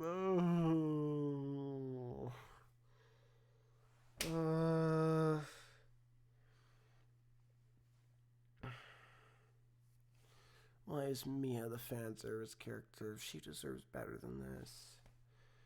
But, yeah. Who was the other person on the witness stand other than Furio Tigre? I swear there were 4 people. I wanted to pop Victor's nose like I said. Yeah. Victor's just annoying. It just looks so weird. Yeah. It does. And then you get to Furio Tigre, and yeah, that's when the case picks up. And then you take one good look at this guy, and you're like, this guy has the most major tan in Ace Attorney. How did he get away up on the witness? How did he get away with impersonating Phoenix? And then you actually see him, and then it's like, you used to talking to me? And it's like, are you kidding me? He said, used to talking to me while dressing up as Phoenix and got away with it. Are you... How stupid is the court? How stupid are they? It's like, I would have immediately just said, like, okay, we have a fake defense attorney. Because behavior says a lot about people. And yeah, Furio Tigre, he's interesting, don't get me wrong. But then you take a look at the power imbalance. Red White has a bunch of... Let's see. Red White has a bunch of blackmail and millions, if not billions, of dollars in his industry. Manfred von Karma was an undefeated prosecutor for 40 years. Damon Gant was the district chief of police, and this guy just roared really loud and runs a loan shark business. I think you can see where there's a sort of power problem here. This case is, but yeah, this case is just. The court just thought Phoenix woke up, graduated from the streets of Brooklyn that day. Yeah. Yeah, apparently.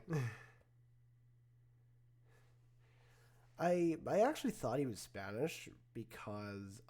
Spanish or Mexican because Furio Tigre. I didn't think of Brooklyn. It was just more just the name than anything else. Like, because Furio Tigre does not sound like something you would find in Brooklyn or even Boston. Like it doesn't sound. You know what I mean. It just doesn't sound like North America. Well, not North American, but you know what I mean. It just doesn't sound like an English name. The accent gave me a Brooklyn vibe. Oh, okay. No, that is a fair point.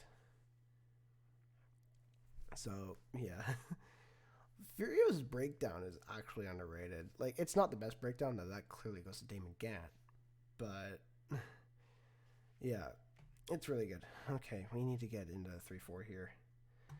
Turnabout Beginnings. Oh my. Turnabout Beginnings. So, Edgeworth is a dick in this case. I'm just gonna say that first. But to be fair, it is pre-character development Edgeworth, so of course it gets a pass. This is Mia's and Edgeworth's first trial. Defendant is Terry Falls, and witnesses. Yeah, you get Gumshoe giving testimony. Like, you see him in an old coat, and yeah. But of course, the main draw.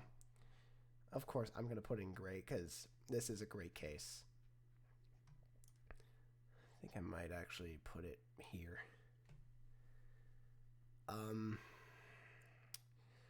There really isn't much wrong with this case other than the fact that it only lasts one day. Diego Armando, which I'm just gonna say Godot, is on the defense counsel, and yeah. Oh man, we're getting into another Pharaoh My Turnabout type of emotion feel here.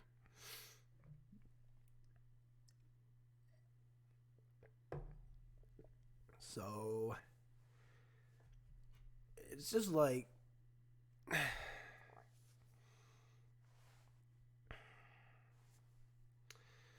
oh, the defendant. Oh, poor defendant. So I'm not really going to talk about the relationship that the defendant and Dahlia had because Japan. The age of consent was actually just recently raised from 13 to 16 in Japan, I heard or saw. And Trials and Tribulations released in 2004, so well before that. So we have, but I don't want to get into it. But I'm gonna have to get into part of it because it does link up with the whole case. But Terry Falls acts a lot like Phoenix, just defending Dahlia to death, except in this case, literally. Oh man, I don't even want to mention that part. But yeah, I think I'm just gonna get that out of the way. The case ends in the most tragic way possible. Terry Falls ends up swallowing a bottle of poison after he ends up swallowing a bottle of poison in the, I think it was in the witness room. It was before he came out onto the witness stand for his verdict being delivered, and yeah. Oh, Dahlia. She actually went up with a fake name for when she went up onto the witness stand. But yeah, Um, so the scene is Dusky Bridge, and it is a, yeah. Victim is Dahlia's half sister Valerie, and Valerie Hawthorne is probably the most realistic name in Ace Attorney. Melissa Foster is less realistic than Valerie Hawthorne. But man, oh, this case does give me the feels, actually, and not in a good way, but also in a good way because it's supposed to make me feel that way. Oh man, this case is tragic.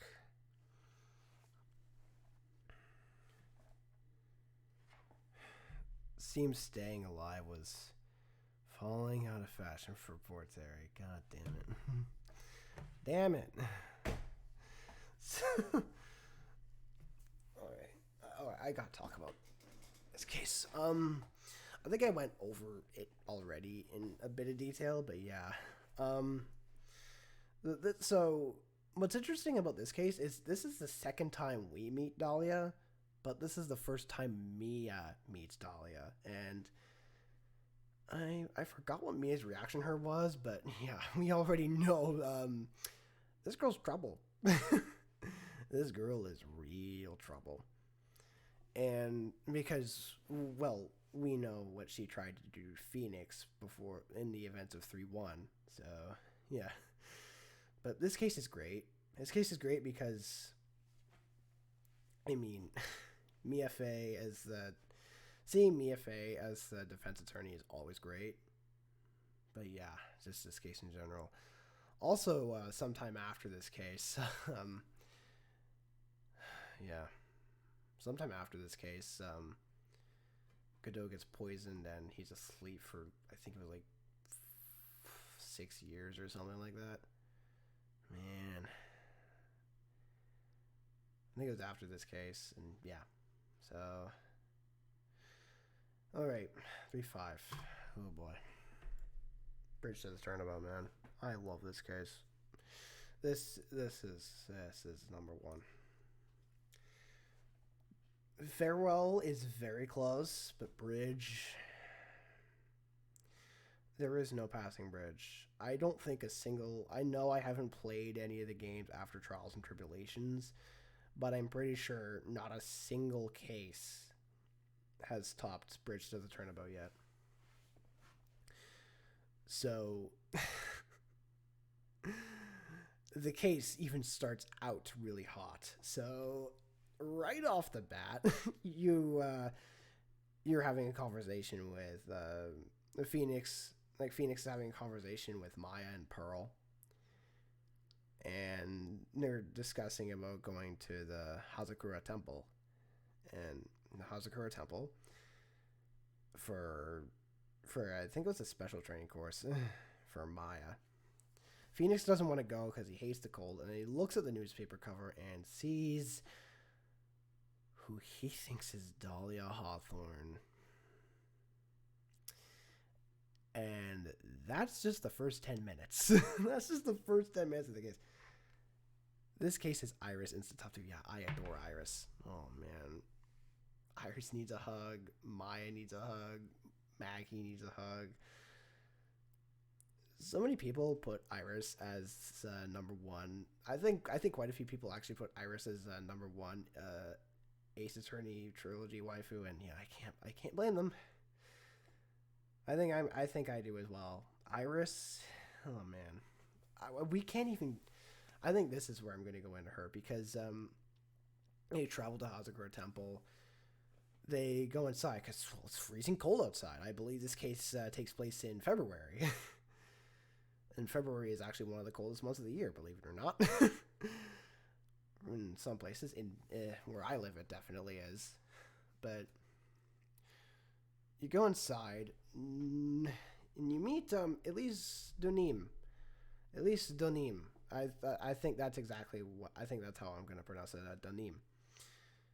And Elise Donim is a very sweet old lady who has taken quite kindly to Pearl, but is avoiding Maya for some reason. You find out why later, but This is the one case I really don't want to spoil. I'm sorry. I love Bridge to the Turnabout. I could go on about this about why this case. You know what? You know what? Um. Add a row above, and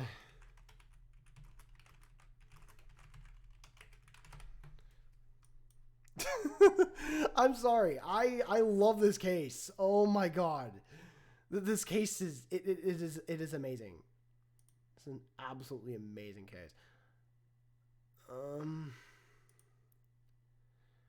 What color do I make it though? That's the thing. I think I'll make it blue. I'll make it blue because Phoenix. I think I'll just make it blue. It goes. It throws the color coding out of the window, but yeah.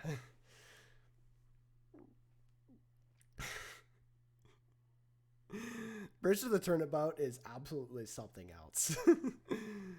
It's something else.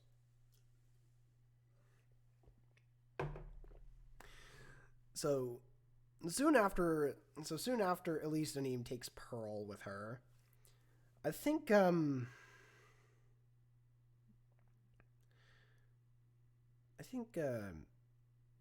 okay. I think they go down to the training hall. They go down to the training room next to the secret cavern, and I think that's where they meet Iris.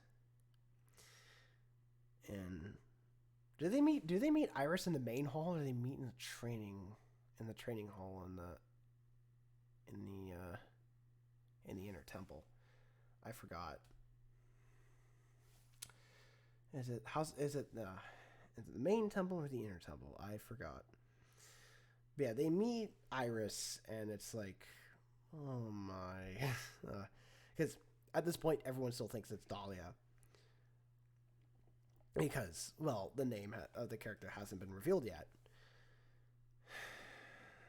But oh, Iris is so sweet. Sweet in a strange way, but sweet nonetheless. But we're gonna go into that at the end of this. So I'm gonna take a while to go over this case because A, I'm tired, and B, I adore this case. Bridge to the Turnabout is by far the best case in all of Ace Attorney. So apparently I don't even think Turnabout Revolution in Spirit of Justice would beat it. I really don't think so. But this is by far the best case in Ace Attorney. Bar none. Like, this case. So what does Bridge to the Turnabout actually bring to the table? Well, yeah, Phoenix meets Iris. Well, at least he thinks he meets Iris for the first time, but again, we'll go over that at the end of the case. But, man.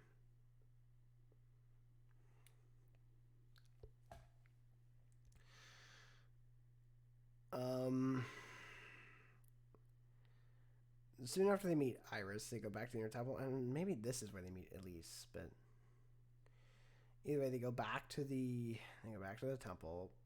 No, they go back to the main temple, and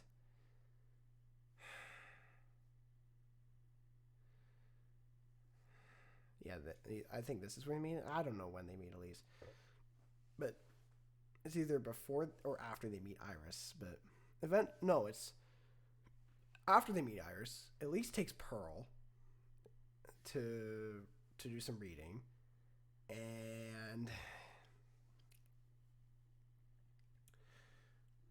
it brings to the table the idea of a murderer from beyond the grave, not to mention the long-term possession of Maya.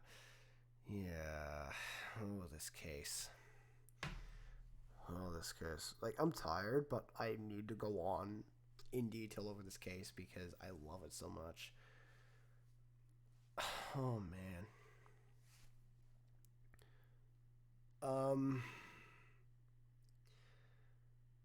Okay, I think Iris. I think Phoenix meets Iris. I think Phoenix meets Iris in the inner temple, and then they quickly go. Because I think it's because Maya's there. And then Phoenix leaves Maya to train in the inner temple, and then that's when Phoenix meets. No. Phoenix takes Maya with him. Then they meet Elise. Maya goes to train. Elise takes Pearl, and And then Iris is alone with Phoenix. They chat for a bit. 5 psyche locks appear. 5 psyche locks appear because Iris doesn't want to reveal that she knows Phoenix somehow. So you gotta leave it till later. You never break those psyche locks. Edgeworth actually breaks them for you in a way. But we'll get to that. Soon after, Iris rings the lights out bell. Actually, no, Iris rings the lights out bell. It turns out that, and then the next thing you know, Elise is dead.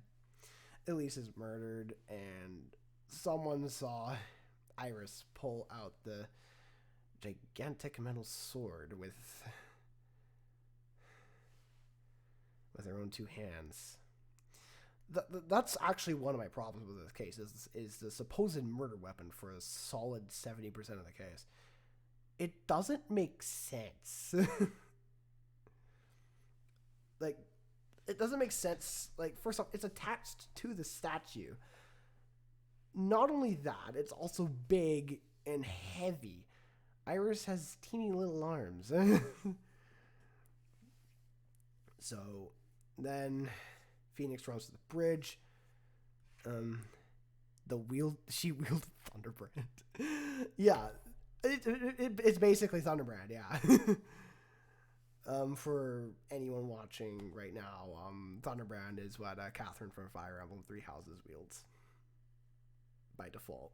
So, but what happens here is, oh man. And then afterwards, Phoenix immediately thinks that he has to save Maya. He runs to the bridge. The bridge is burned down. I forgot to mention that he saw Larry beforehand. But Larry now is at the phone. Like, he's near the phone. And he's got to, Phoenix tells Larry to call the police. And then Phoenix tries to runs across the burning bridge. It collapses under him. He falls down. And then if things didn't pick up before, you know what? I'll be right back. I gotta go to the bathroom real quick. But I'll be right back. Because I need to talk about everything else in detail. And I don't exactly want to rush myself about it. So I'll be right back.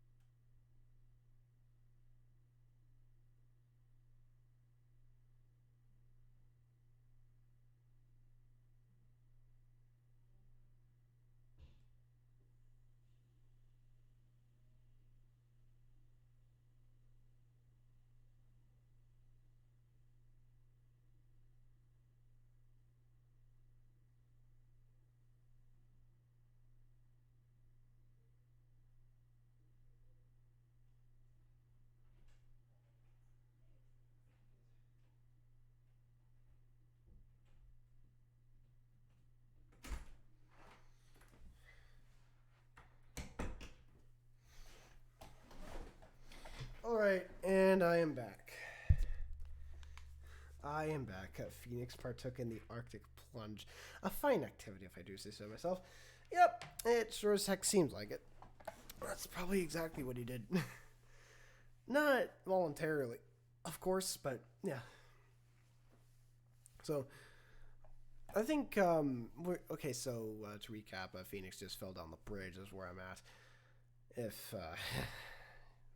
So, I think Larry actually does end up calling the police, and then he calls Edgeworth. The second, then he calls Edgeworth. Edgeworth thinks it's some sort of nightmare and he tries to go back to sleep, but the moment he hears about Phoenix, zoom. the moment he hears about Phoenix's condition, zoom. Or what Larry thinks is Phoenix's condition anyway, but I digress. But yeah, Edgeworth really does care about Phoenix a lot. So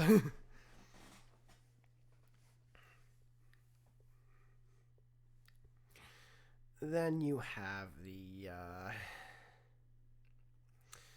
oh my. And then Edgeworth, oh no. Oh man, so okay. Things just keep picking up in this case. So it turns out, yeah, when Edgeworth actually gets to the detention center, man, playing as Edgeworth is something else. Like, I haven't played the investigations games, but you don't have to play as Edgeworth. You don't have to play the investigations games to play as Edgeworth. You could just play this case over and over again. To be fair, I'd probably think I was having a nightmare if Larry called me too. Yep. That's fair. Just fair. So, and then yeah, Edgeworth gets there. He has a full rundown on the situation, and then Phoenix gave him 2 items. He gave him Maya's Magatama, which he got in 2-2, which is how we're able to actually see the Psyche Locks. Of course, Pearl infuse it with her own power. And the second thing he gave was Phoenix's own attorney's badge. Yep, we're gonna be defending Iris as Edgeworth. This is gonna be fun, and it really is fun. But the thing is that my favorite part about this entire interaction is actually when Larry mentions Furio Tigre getting away with dressing up as Phoenix Wright. Because it's like, oh my god. And because it's what Edgeworth says afterwards, like, how could the legal system here have crashed down this far? And it's like, I don't know, man. I don't know. So after this, you have, and then yeah, when Edgeworth is actually talking to Iris, it's like, oh man. Because the detention center theme in this game is sad. It plays in 2 other cases, if not just one other case, but it fits this case perfectly. Oh, Iris. Oh. So it turns out, yeah. I think through the Psyche Locks here, Phoenix, Edgeworth does discover just how much Iris cares for Phoenix. Edgeworth leaves for 1 month and the legal system becomes the entire circus. Pretty much.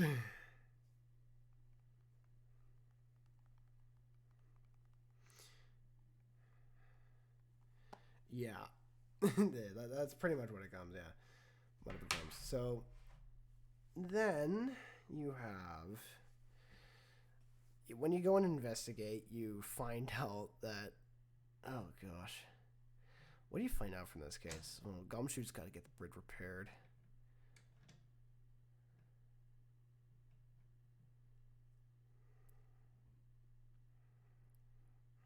I don't think he's gotten the repair kit yet at this point. You break down Sister Bikini's Psyche Lock, and oh god, the Larry encounter at Heavenly Hall. Oh god, the Larry encounter. Oh god. Oh man, the Larry encounter. Oh my. Where Edgeworth breaks Larry's Psyche Lock, and then Larry gets 5. And then where Edgeworth breaks Larry's like, I think he had 2 locks, and then he gets 5, and then Edgeworth's like, great, well, I better do this in the courtroom. And then you pretty much do. And then this is actually where one of the more vital pieces of evidence gets presented. In the courtroom, Larry's sketch, and yes, defending as Edgeworth is really fun. And this is where another problem arises. To further the story about who the real killer really is, they had to replace the prosecution. Oh my god. It does make sense here as well, because, I mean, Edgeworth has to somehow get away with being a defense attorney. So he pulls up the judge's brother, and then he gets Francisca. He gets Francisca to come along.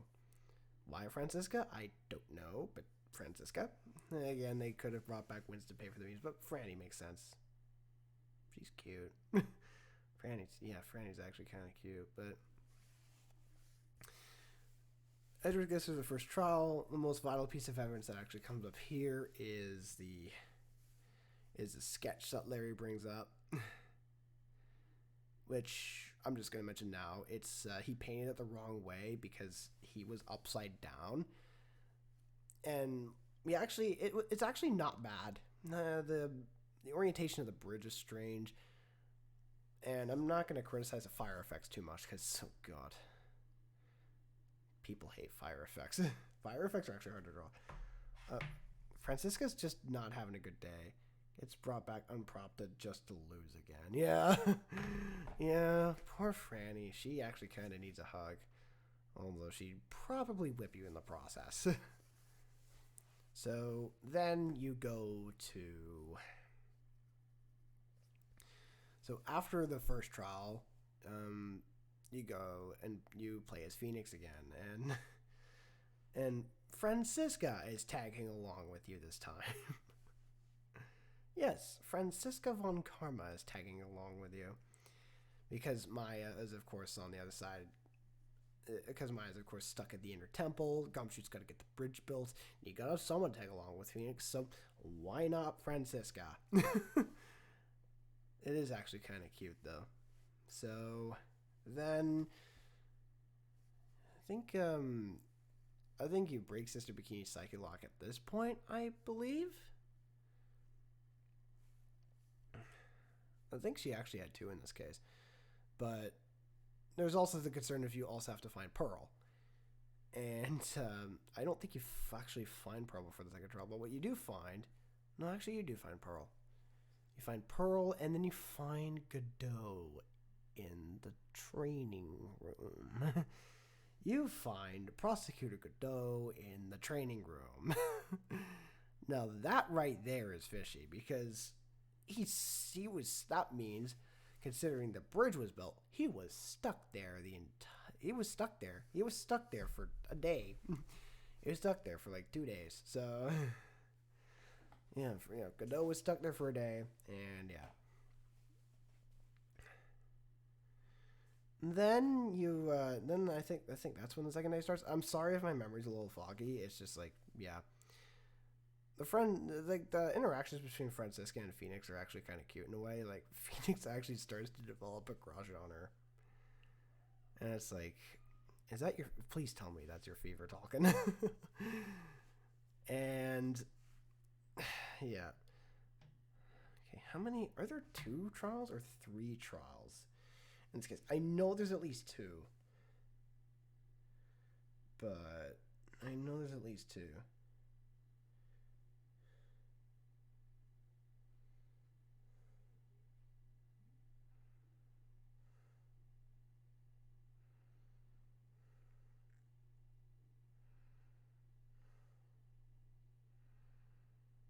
I bet Godot kept himself warm by firing lasers from his visor. Who knows?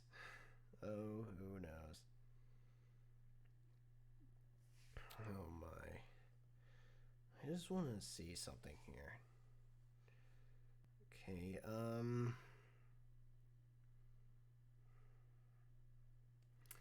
investigation, trial, investigation. Okay, there's only 2 trials. Okay. Okay, there's only 2 trials. So Okay. There's only 2 trials. So the first trial was Edgeworth and Francisca. The second trial is Phoenix and Godot.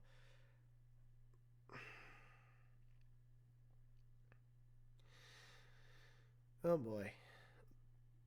I'm just gonna say this now. The second trial of Bridge to the Turnabout is absolutely, it is amazing. Oh, the second trial. Um, this trial alone pushes Bridge up here. Trial 2, yeah, the second trial literally just pushes Bridge to the Turnabout up here.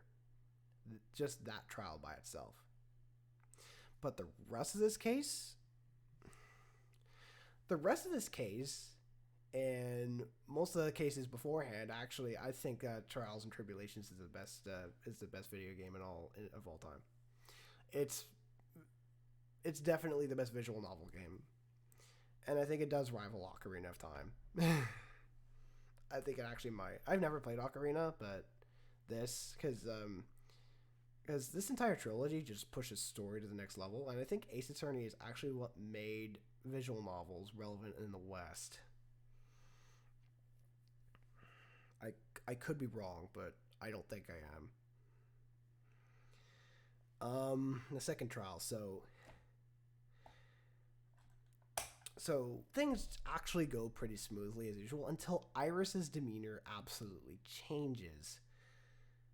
Oh man, oh god, because I should mention there was actually an earthquake, and the person who was walking Iris around was Edgeworth. Ever since the Deal 6 incident, Edgeworth has been absolutely terrified of earthquakes. So by then, Iris has actually switched places with Dahlia, who Maya channeled in the sacred chamber, or the sacred cavern. Maya has channeled Dahlia Hawthorne in the sacred cavern to keep her away from anyone else in case Pearl tries to channel her, and she did try, but Maya already channeled her by then. Actually, the first time Misty channeled her, because I'm going to just spoil it right now. Elise Donim is actually Misty Faye, Maya's mother. Which, oh my god, Maya needs a hug. She's lost her mother, her older sister. She's lost her mother and her older sister, and her aunt has conspired against her. They always leave poor Edgy quaking in his boots. Oh my god. I mean, they do. I will say that. They definitely do. But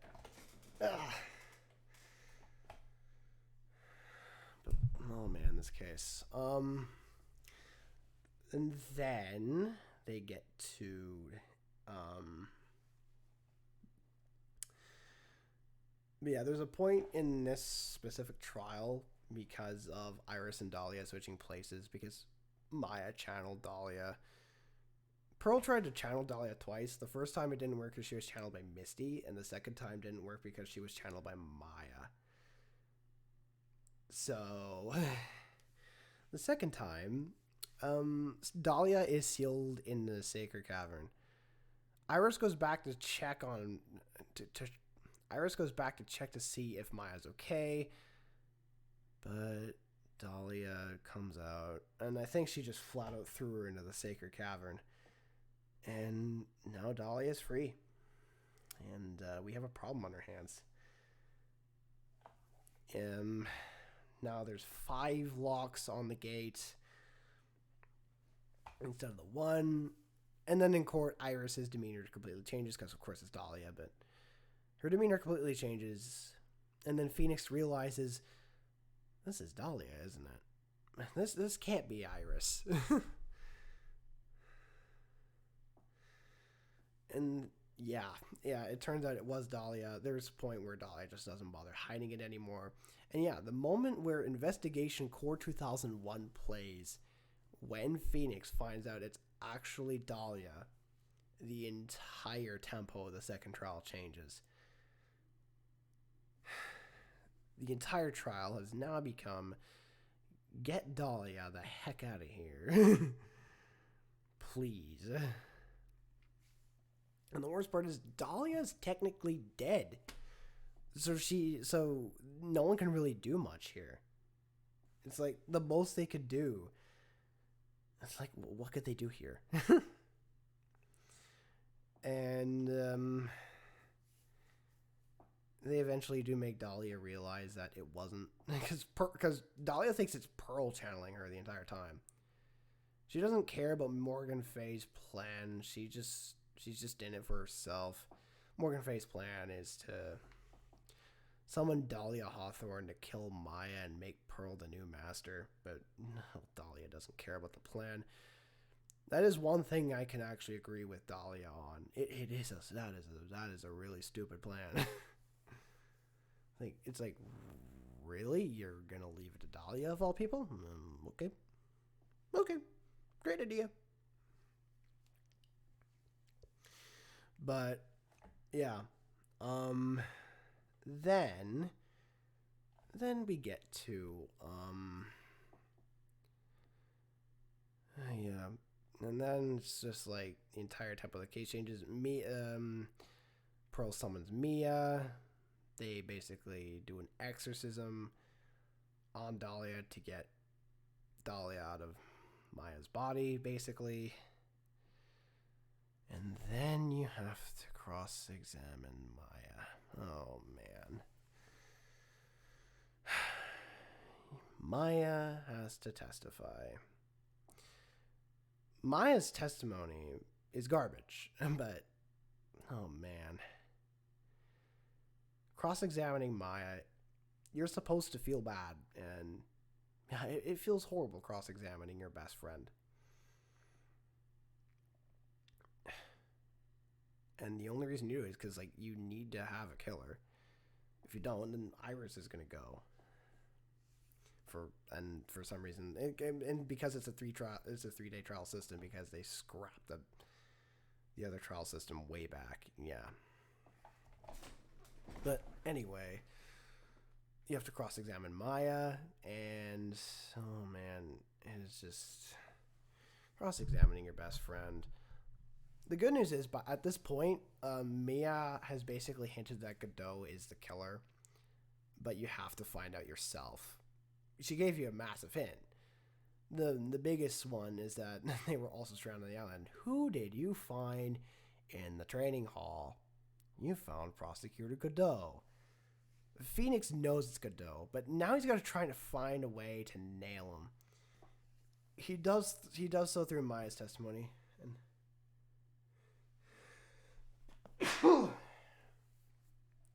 yeah. He does so through Maya's testimony. The lantern was out of commission. And the brightest light source was Godot's Godot's mask.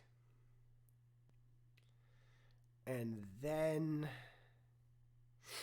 oh boy, oh my. And then you have oh man. And then you prove that Maya could have seen the visor. And then, oh man. And at some point, people, at that point, they most of the court comes to a conclusion that there's no way they could have actually, that the wound couldn't have been hidden. Hey Sputnik, yeah, I'm well through this stream right now. I've been Nukas raid, seriously? Let's go. Solo Nukas raid. Oh, hey guys. Thanks for raiding, Nukas. Oh man. Hey Gravion, is Nukas actually here? And thanks for the follows, guys. Ether Zyker Yazi and Ingravion, thanks for the follows, guys. Oh man. I'm sorry, I've been streaming for a while. I've been stuck here. Another raid. Unofficial raid. Okay, that's fair. I guess he just noticed that I was streaming and just and just recommend that you go check me out or something. That's probably the best thing I can guess. But we're on Bridge to the Turnabout right now, and yeah.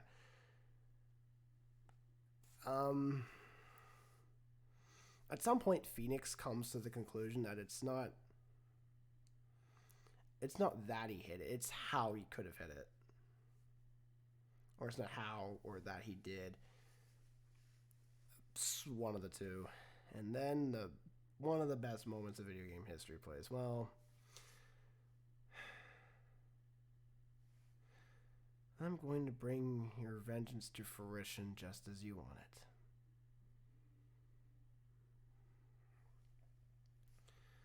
Oh man, that moment still rings in my head. Or Corner Do 4 plays. Oh man, and what an awesome moment that is.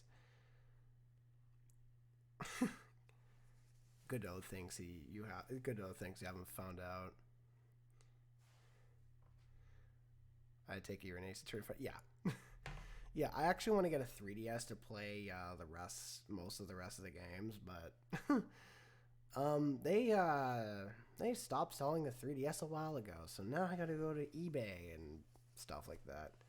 It's like, great. Now I don't know if I'm actually going to get the full product. Fun.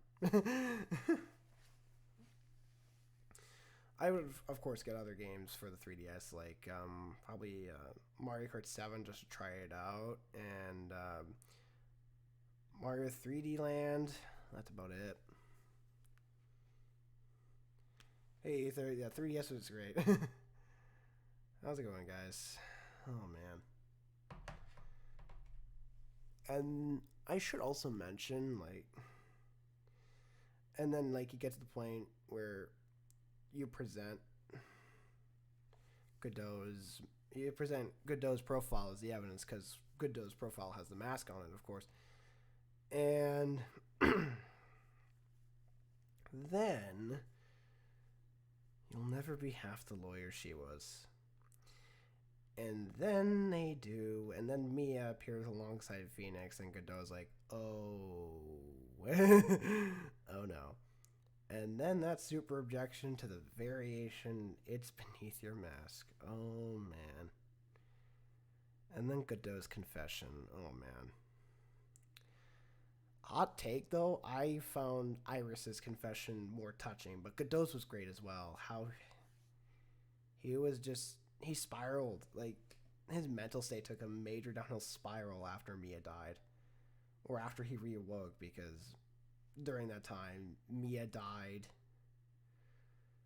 Oh, man. And then he resented Phoenix because Phoenix thinks that he got her killed. Because Godot thinks Phoenix got her killed. It's a sad moment. And it's like, you genuinely feel bad for the guy. And it's like, you realize, Maya is the only remnant of Mia that he has left. Other than Misty Faye, who was willing to sacrifice herself just to keep Dahlia just away from everything. And she did sacrifice herself in the end.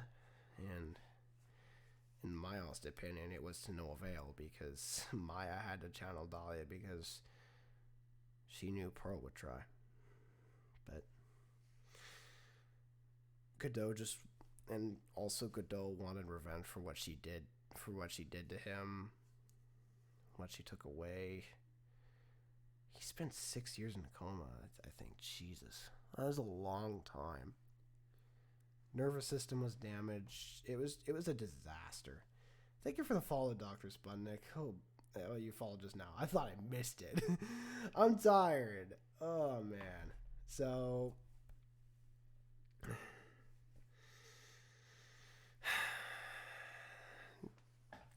Godot's confession is great.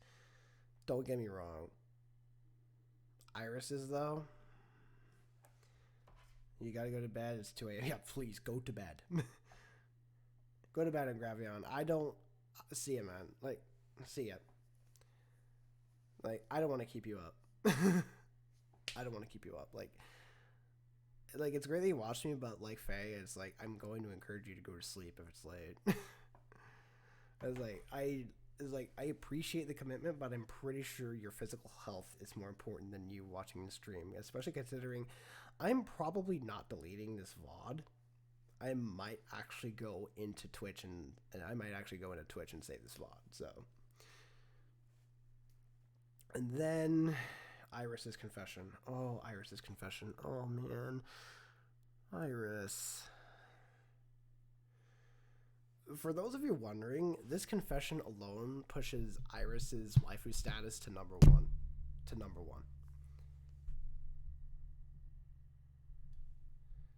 Iris is. I stay up later normally. Well, what? You got to go to work or something tomorrow? No. No, you don't. It's Easter Sunday. Most people take holidays off. I guess you're just feeling really tired. That's fair. That's fair if that's the case. Man, Iris's confession. Oh, man. Mm-hmm. So before Edgeworth actually dedicated himself to defending Iris for the first trial, he wanted her to tell Phoenix her secret. She agreed. And this is where she brings it up. This is where she fulfills the condition. Oh, man. So, I want to take you back to memories. I want to take you back to the Turnabout memories because at the end of the case itself, Phoenix says that wasn't the Dahlia I knew, and he was right. Iris reveals that for those whole 8 months, Iris was the one he was interacting with. Phoenix and Dahlia only met twice. Once on the fateful day after Godot was poisoned, and the other time when Doug Swallow was killed, which is what you cover in Turnabout Memories. Since then, Iris distanced herself away from Phoenix. She went to Hazakura Temple to try to cleanse herself from her sins. Either that or she did that beforehand, but she wanted to repent. And man, Iris is so sweet. She says she deceived him, but I believe it was for a good reason. 8 months, yeah, that's a heck of a long time to lie to a person, yeah, but I think she did it for a good reason. She had a clear objective in mind, and eventually she fell in love with Phoenix. Like, actually. And she missed him. She missed him until that fateful day they met they reunited at Hazakura Temple. She really missed him. Oh, man.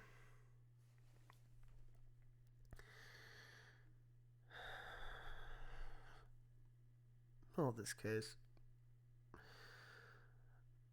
Oh, man. I love 1-5. It's my personal favorite case. Yeah, I can't blame you. It's a good case. It's just got a lot of problems. For me, it's just long. Officer Meekins is really annoying. Edgeworth in the case bothers me. Yeah. Like, because it's like... And Edgeworth and Rise from the Ashes bothers me because he shouldn't be there. Like, he was supposed to, like, go away in Turnabout Goodbyes. But to be fair, they didn't really have any other prosecutor to pull from. Winston Payne is the tutorial prosecutor, and Manfred von Karma was already arrested, so they had no choice but to put Edgeworth in. But no, Bridge to the Turnabout. It is by far the best case. I haven't even played anything down here, as evident by the tier, and I still think nothing could beat this. I just love the amount when Phoenix and Edgeworth are like, we're in the deep shit now. Let's get out of this together. Yeah, I love those moments. That moment came especially here. Especially there. But it's like, oh man.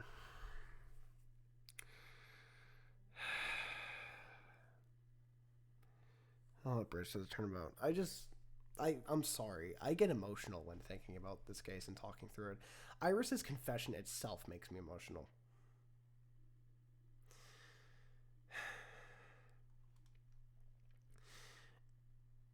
The only thing that I can really say super negatively about this case is just that segment with Larry at the end. They were playing this really sad song over Larry, and it's like, he did provide a valuable piece of evidence, yeah, but oh, man, why would you play that song? And then they can't find Pearl, so Phoenix and Maya go to Hazakura Temple. That's like the only place she could have gone. But oh man, oh Iris, I want Iris to appear in another game, like a future game, like oh man. I'm sorry. I'm getting emotional right now. It's hard to not. It's such a good case. Oh man. Oh,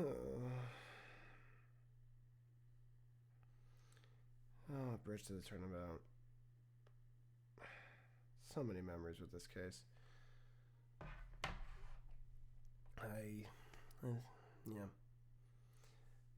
I need to replay the Phoenix Wright game. So yeah, you do need to replay Ace Attorney.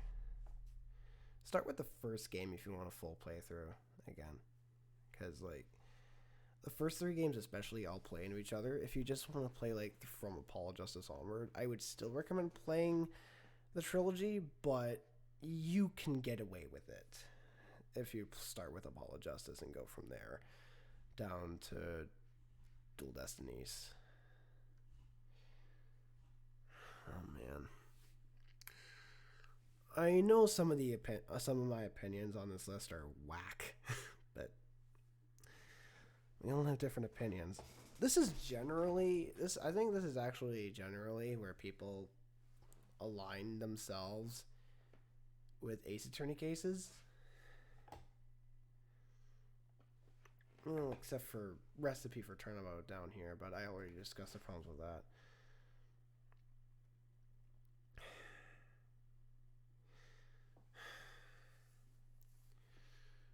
I think I'm actually fine with the placement of all of these.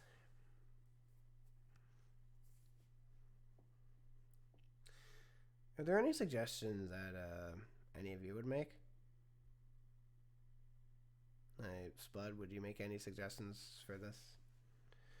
I think Apollo is a game that you can play if you want more Ace Attorney, but it's by far the worst one. Oh, I don't think so. I think Justice for All is actually worse, and that's purely because of its case inconsistency. Because as great as Feral My Turnabout and Reunion and Turnabout are, oh, these 2 cases, oh man. Justice for All needed a 5th case, and it was supposed to get one. It was supposed to get a 3rd case, but the GBA couldn't fit it onto the cartridge, so they had to push it back.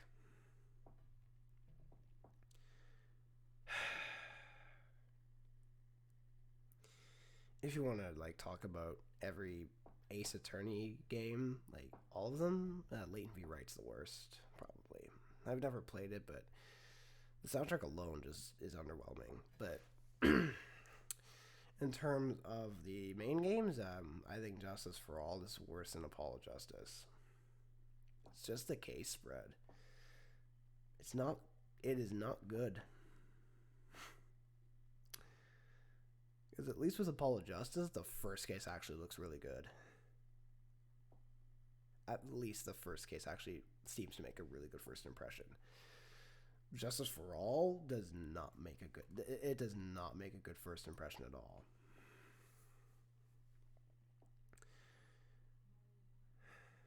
So Apollo just feels really passive as a result, and that's fair. I will say though, I've listened to Apologists' soundtrack, and I think it's like in the same tier as the first game. in terms of soundtrack. First game soundtrack is definitely better, but Apollo Justice's soundtrack is actually amazing. It's really good. Like, if there's one thing people never complain about in Apollo Justice, it's the soundtrack. I think the one complaint you don't hear about Apollo Justice.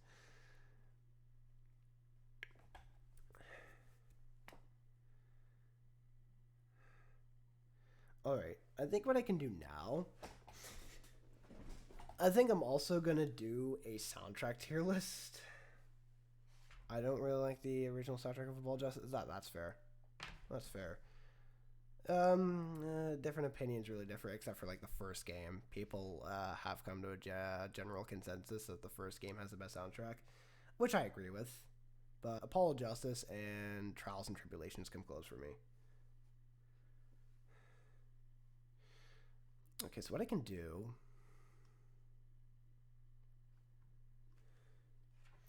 I thought I didn't like Apollo's theme, but then I heard the rearrangements in 5 and 6, and no, I just don't like the arrangement. To be fair, I don't like the arrangement either. I like the basis of it. Spirit of Justice is definitely the best one, but of Apollo's objection theme, like, Spirit of Justice is by far the best one. But the basis of it in Apollo Justice isn't bad. I will say, though, one thing I don't like about the later games, because I've listened to the soundtrack, so Apollo Justice, Phoenix's objection theme was the one from the first game. It was the one from the first game. In Dual Destinies and Spirit of Justice, both of them are remixes of the Trials and Tribulations objection theme. I hate that change. I hate it. And the reason I hate it is very simple. It's Mia's. It's not Phoenix's, it's Mia's. I get it's supposed to emphasize how Phoenix has grown as a defense attorney, but it's Mia's. Come on. Athena's objection theme in Spirit of Justice is absolutely amazing, though. I love guitars, okay? But I think what I can do now... Hey, Nukas, what's up? Not much. Not much is really up here. I think what I'm going to do now... They need to do more with Athena. They really do need to do more with Athena. Like, I haven't played past Bridge to the Turnabout, but I've seen it, and it's like, yeah, they need to do more with Athena. Athena's got so much potential as a defense attorney. Like, look what they did with Apollo. Give her a game already, yeah. Like, look what they did with Apollo. They basically resurrected him in Spirit of Justice. Ooh, yeah. Fortunately for you, Nukas, we've already gotten to the end of the tier list because I haven't played any of these games yet. And playing these games down here is going to be a pain. Not just because I don't have a 3DS, but because, I mean, to be fair, Great Ace Attorney is supposed to come to Switch, but I'm not sure what they're going to do with the second one. I'm not sure what they're going to do with Great Ace Attorney 2. It's really funny, but if Great Ace Attorney 2 does come to Switch as well with the first one, that means that Investigations 2 will be the only Ace Attorney game that hasn't been localized. I haven't played most of the Ace Attorney series. Oh, man. Then you're lucky that you came in right at the end, but I am going to leave the VOD up.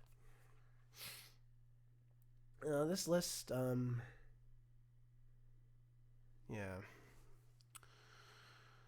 I mean, I'm okay with where everything is, but, like, I think 5 and 6 are fun, but I think they rely too much on gimmicks. Ace Attorney is gimmicks, though. I will say. Ace Attorney has been gimmicks, and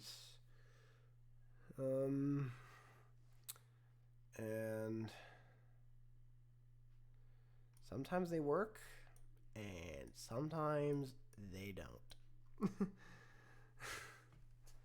Here the gimmick was flashback, here it was amnesia, and here it was whatever the heck they did with the murder weapon. Also, if you're wondering why I threw Turnabout Samurai solo Sputnik, it's because I can't stand the witnesses. I can't stand the witnesses in that case. Old Bag is at least tolerable on the witness stand. But everyone else is just completely. But the other two witnesses are just intolerable in general. Oh God, I hate the witnesses in that case. Anyway, I just wanted to show my support by showing up. Glad I came in after the spoilers. So yeah. I finished Bridge to the Turnabout. Basically, a short Bridge to the Turnabout run through around like 7 minutes before you joined stream. But yeah. I mean, yeah, I can't stand the witnesses in Samurai. Lost Turnabout just doesn't bring anything at all. And, oh God, everyone hates this case, and for good reason. This case is just mediocre just because of all the factors against it. I will say, though, I absolutely adore the defendant in both this case and this case, because I'm just going to spoil that part, because they're the same defendant. I won't spoil who they are, but the defendant in this case and this one are the same. This is the first case of the game. I can't really put it anywhere else. There's just nothing to go through. This is solid. This is really good, but it's too long for me to put it up here. It's just too long. I just said men instead of men. But the Psyche Lock felt more that they want to improve the investigation phases, while the 3DS era feels like they needed to add gimmicks to add gimmicks. To be fair, I will give Perceive credit. Perceive actually looks like a good gimmick, and the Mood Matrix is literally just a gimmick. Perceive makes sense. Because people do fidget. People do different things when they lie. So Perceive makes sense. But I get where you're going, Spud.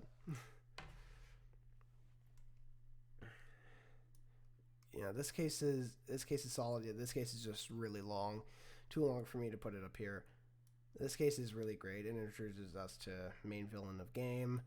This case reintroduces us to main villain of game. This case is just overall awesome. Where are the Phoenix Wright versus Professor Layton cases? They weren't in this list. They actually weren't in this tier list, but it didn't matter to me since, well, I haven't played anything past Bridge to the Turnabout, so... Yeah. That is sad, but I'm not sure if I would play them. And then you have these 4 cases up here. And I'm sorry, I had to put Bridge in its own tier. I can't spoil it for you, Nukas. You're going to have to play the entire trilogy for it. And I do mean the entire trilogy, because you're going to need a lot more than just the 3rd game to understand it. Yeah, this case is great because just the entire plan of the villains. The entire plan of the murder is awesome. This case is great, and Nukas, you'll find out why that case is great. I can't really go too much into detail with this because it's just like there's so many factors that make this one great. This one, there's not so many. You get a huge moral question, but I can't really. I'm not gonna say what it is. And then there's just this case. This case is beautiful. Layton v. Wright is amazing, and it works as a standalone thing, as it was my introduction point. It technically does work as a standalone game. Wait, you guys really were introduced via, both of you were introduced via Layton v. Wright? I was introduced with the first game. But I can't believe it. Well, technically, I was introduced to the Switch ports of the first game, but I was a Layton fan for a while, and it got me interested in, okay, that's fair. I was a Professor Layton fan for forever, yeah, that's fair.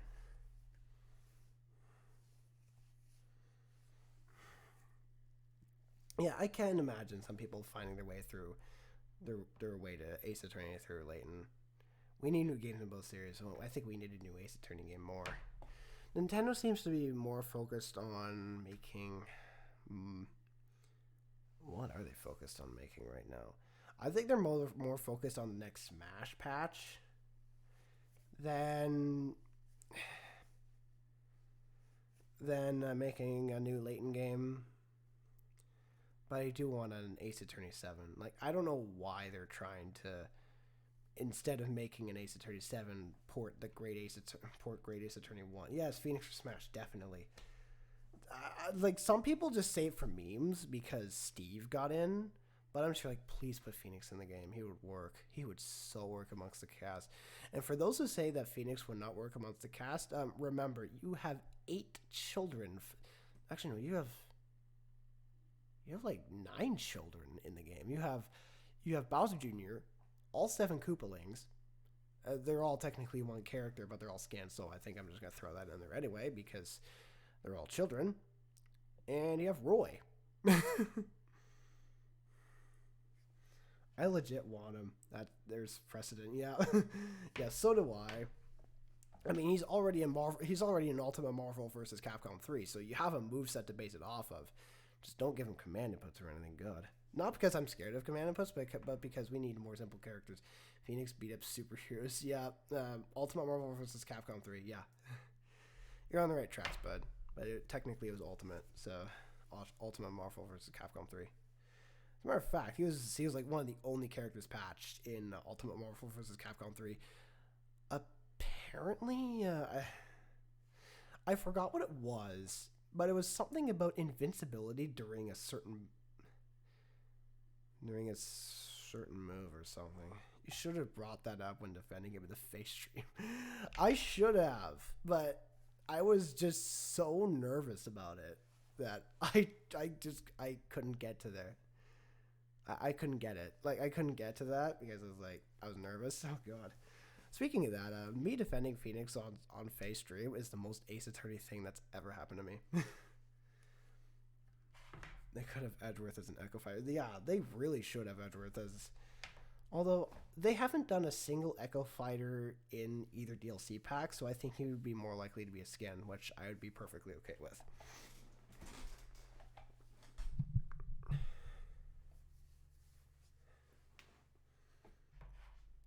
Not all defenses can be the Prince of Persia defense. I mean, to be fair, not all defenses can be my Bowser defense. Okay, my Bowser defense was actually straight fire. People don't talk about that one enough. It's like, because I threw it all on the basis of just Steve blowing people's houses up. And it worked. I think that's genuinely what got Bowser past him.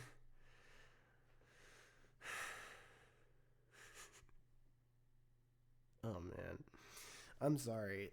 That night, it's still just a great memory for me. It still gives me fuzzy feelings. Like, oh man, what a night that was. And it was like, other people entered as well. It just so happened to be me defending Phoenix the first time because other people entered as well. It's like, I don't want to take like a spot from you guys, so just please enter, right? Please enter. I don't want to take it from you. I really want to do it, but I don't want to take it from you, so.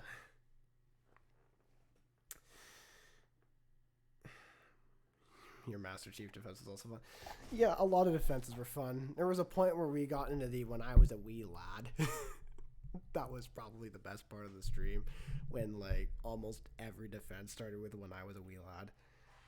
Seeing as how I don't know jack about Halo. Oh, yeah, that's fair. I think all you need is to give the Covenant back their bomb, and then you'll be fine. The wee lads, yeah. Yeah, that's probably... Yeah, that stream that was probably the best phase stream that's ever been. One of the best. It's either the best or the second best. Oh man. I just realized I have absolutely no idea how to raid. I just thought of it now. I was like, I just said he was a Master of Chiefs and therefore he was Master of Crash.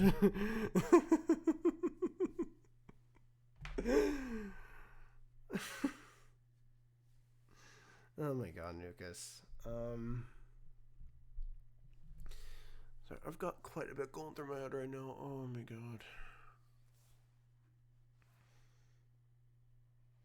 Did you say you didn't know how to rate? Yes, that's what I said, because I'm streaming on my PC, but I'm checking stream. I'm using Stream Manager on an iPad. So, we have a problem. There's also the issue of I have no clue who I would raid. I mean, I do have a friend on, but it's like I have. I don't think you'd be interested in Rainbow Six Siege. Like, Star Habit is cool. I just wish like she's doing a drawing stream. Really? Let me see. Okay, do you do dash raid in this chat, or do you do dash raid in their chat? Okay, let's see. Star Habit. Let's go to search.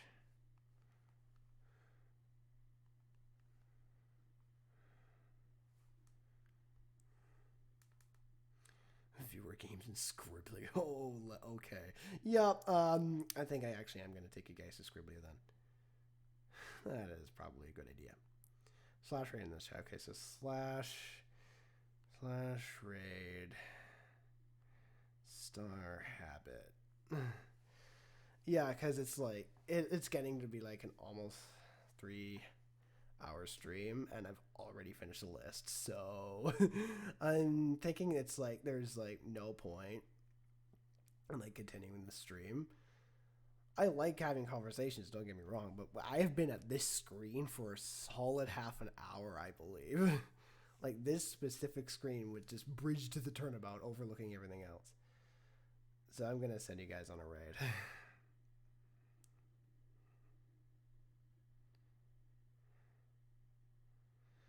All right. Have a good one, guys. Yeah. So if you're watching and haven't followed, follow. Of course, it's like I won't make you follow. It's of course your decision because like it's like I don't control people's minds. It's just I just try to provide content that I like making and people enjoy. It's just yeah. Already follow my friend. I know. I think everyone who's actually watching has already followed me. All right. Well, I will see you guys next time. I can't keep you waiting. I like doing snake voices. Yeah, come on. I do want to be a voice actor, though. That's the last thing I'm going to mention before I send you guys in the raid. All right. Have a good night, anyone. And remember, objection!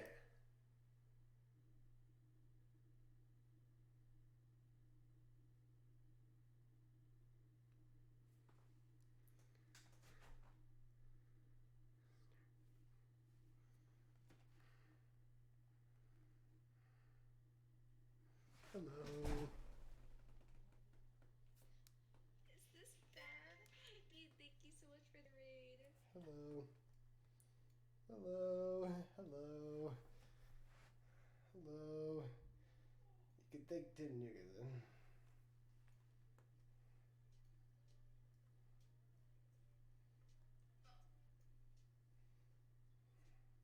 I was recommended this. I'll just do this. But thank you, Mia, for the raid. Thank you. I was recommended this raid by a friend. Yes. For some reason, I think it's with a what? Thank you so much for the follow, Mia. Rip Nukas. Rip Nukas. Rip Nukas. As we join that. Let's work in this raid, my friend. Aww. For some reason, I think it's Zach with the raid. That's totally fine. It happens sometimes. You can think Kid Nukas was a suggestion. I'm crying. Eat! Eat! Party of 5. Mute! I was reading with a party of 5.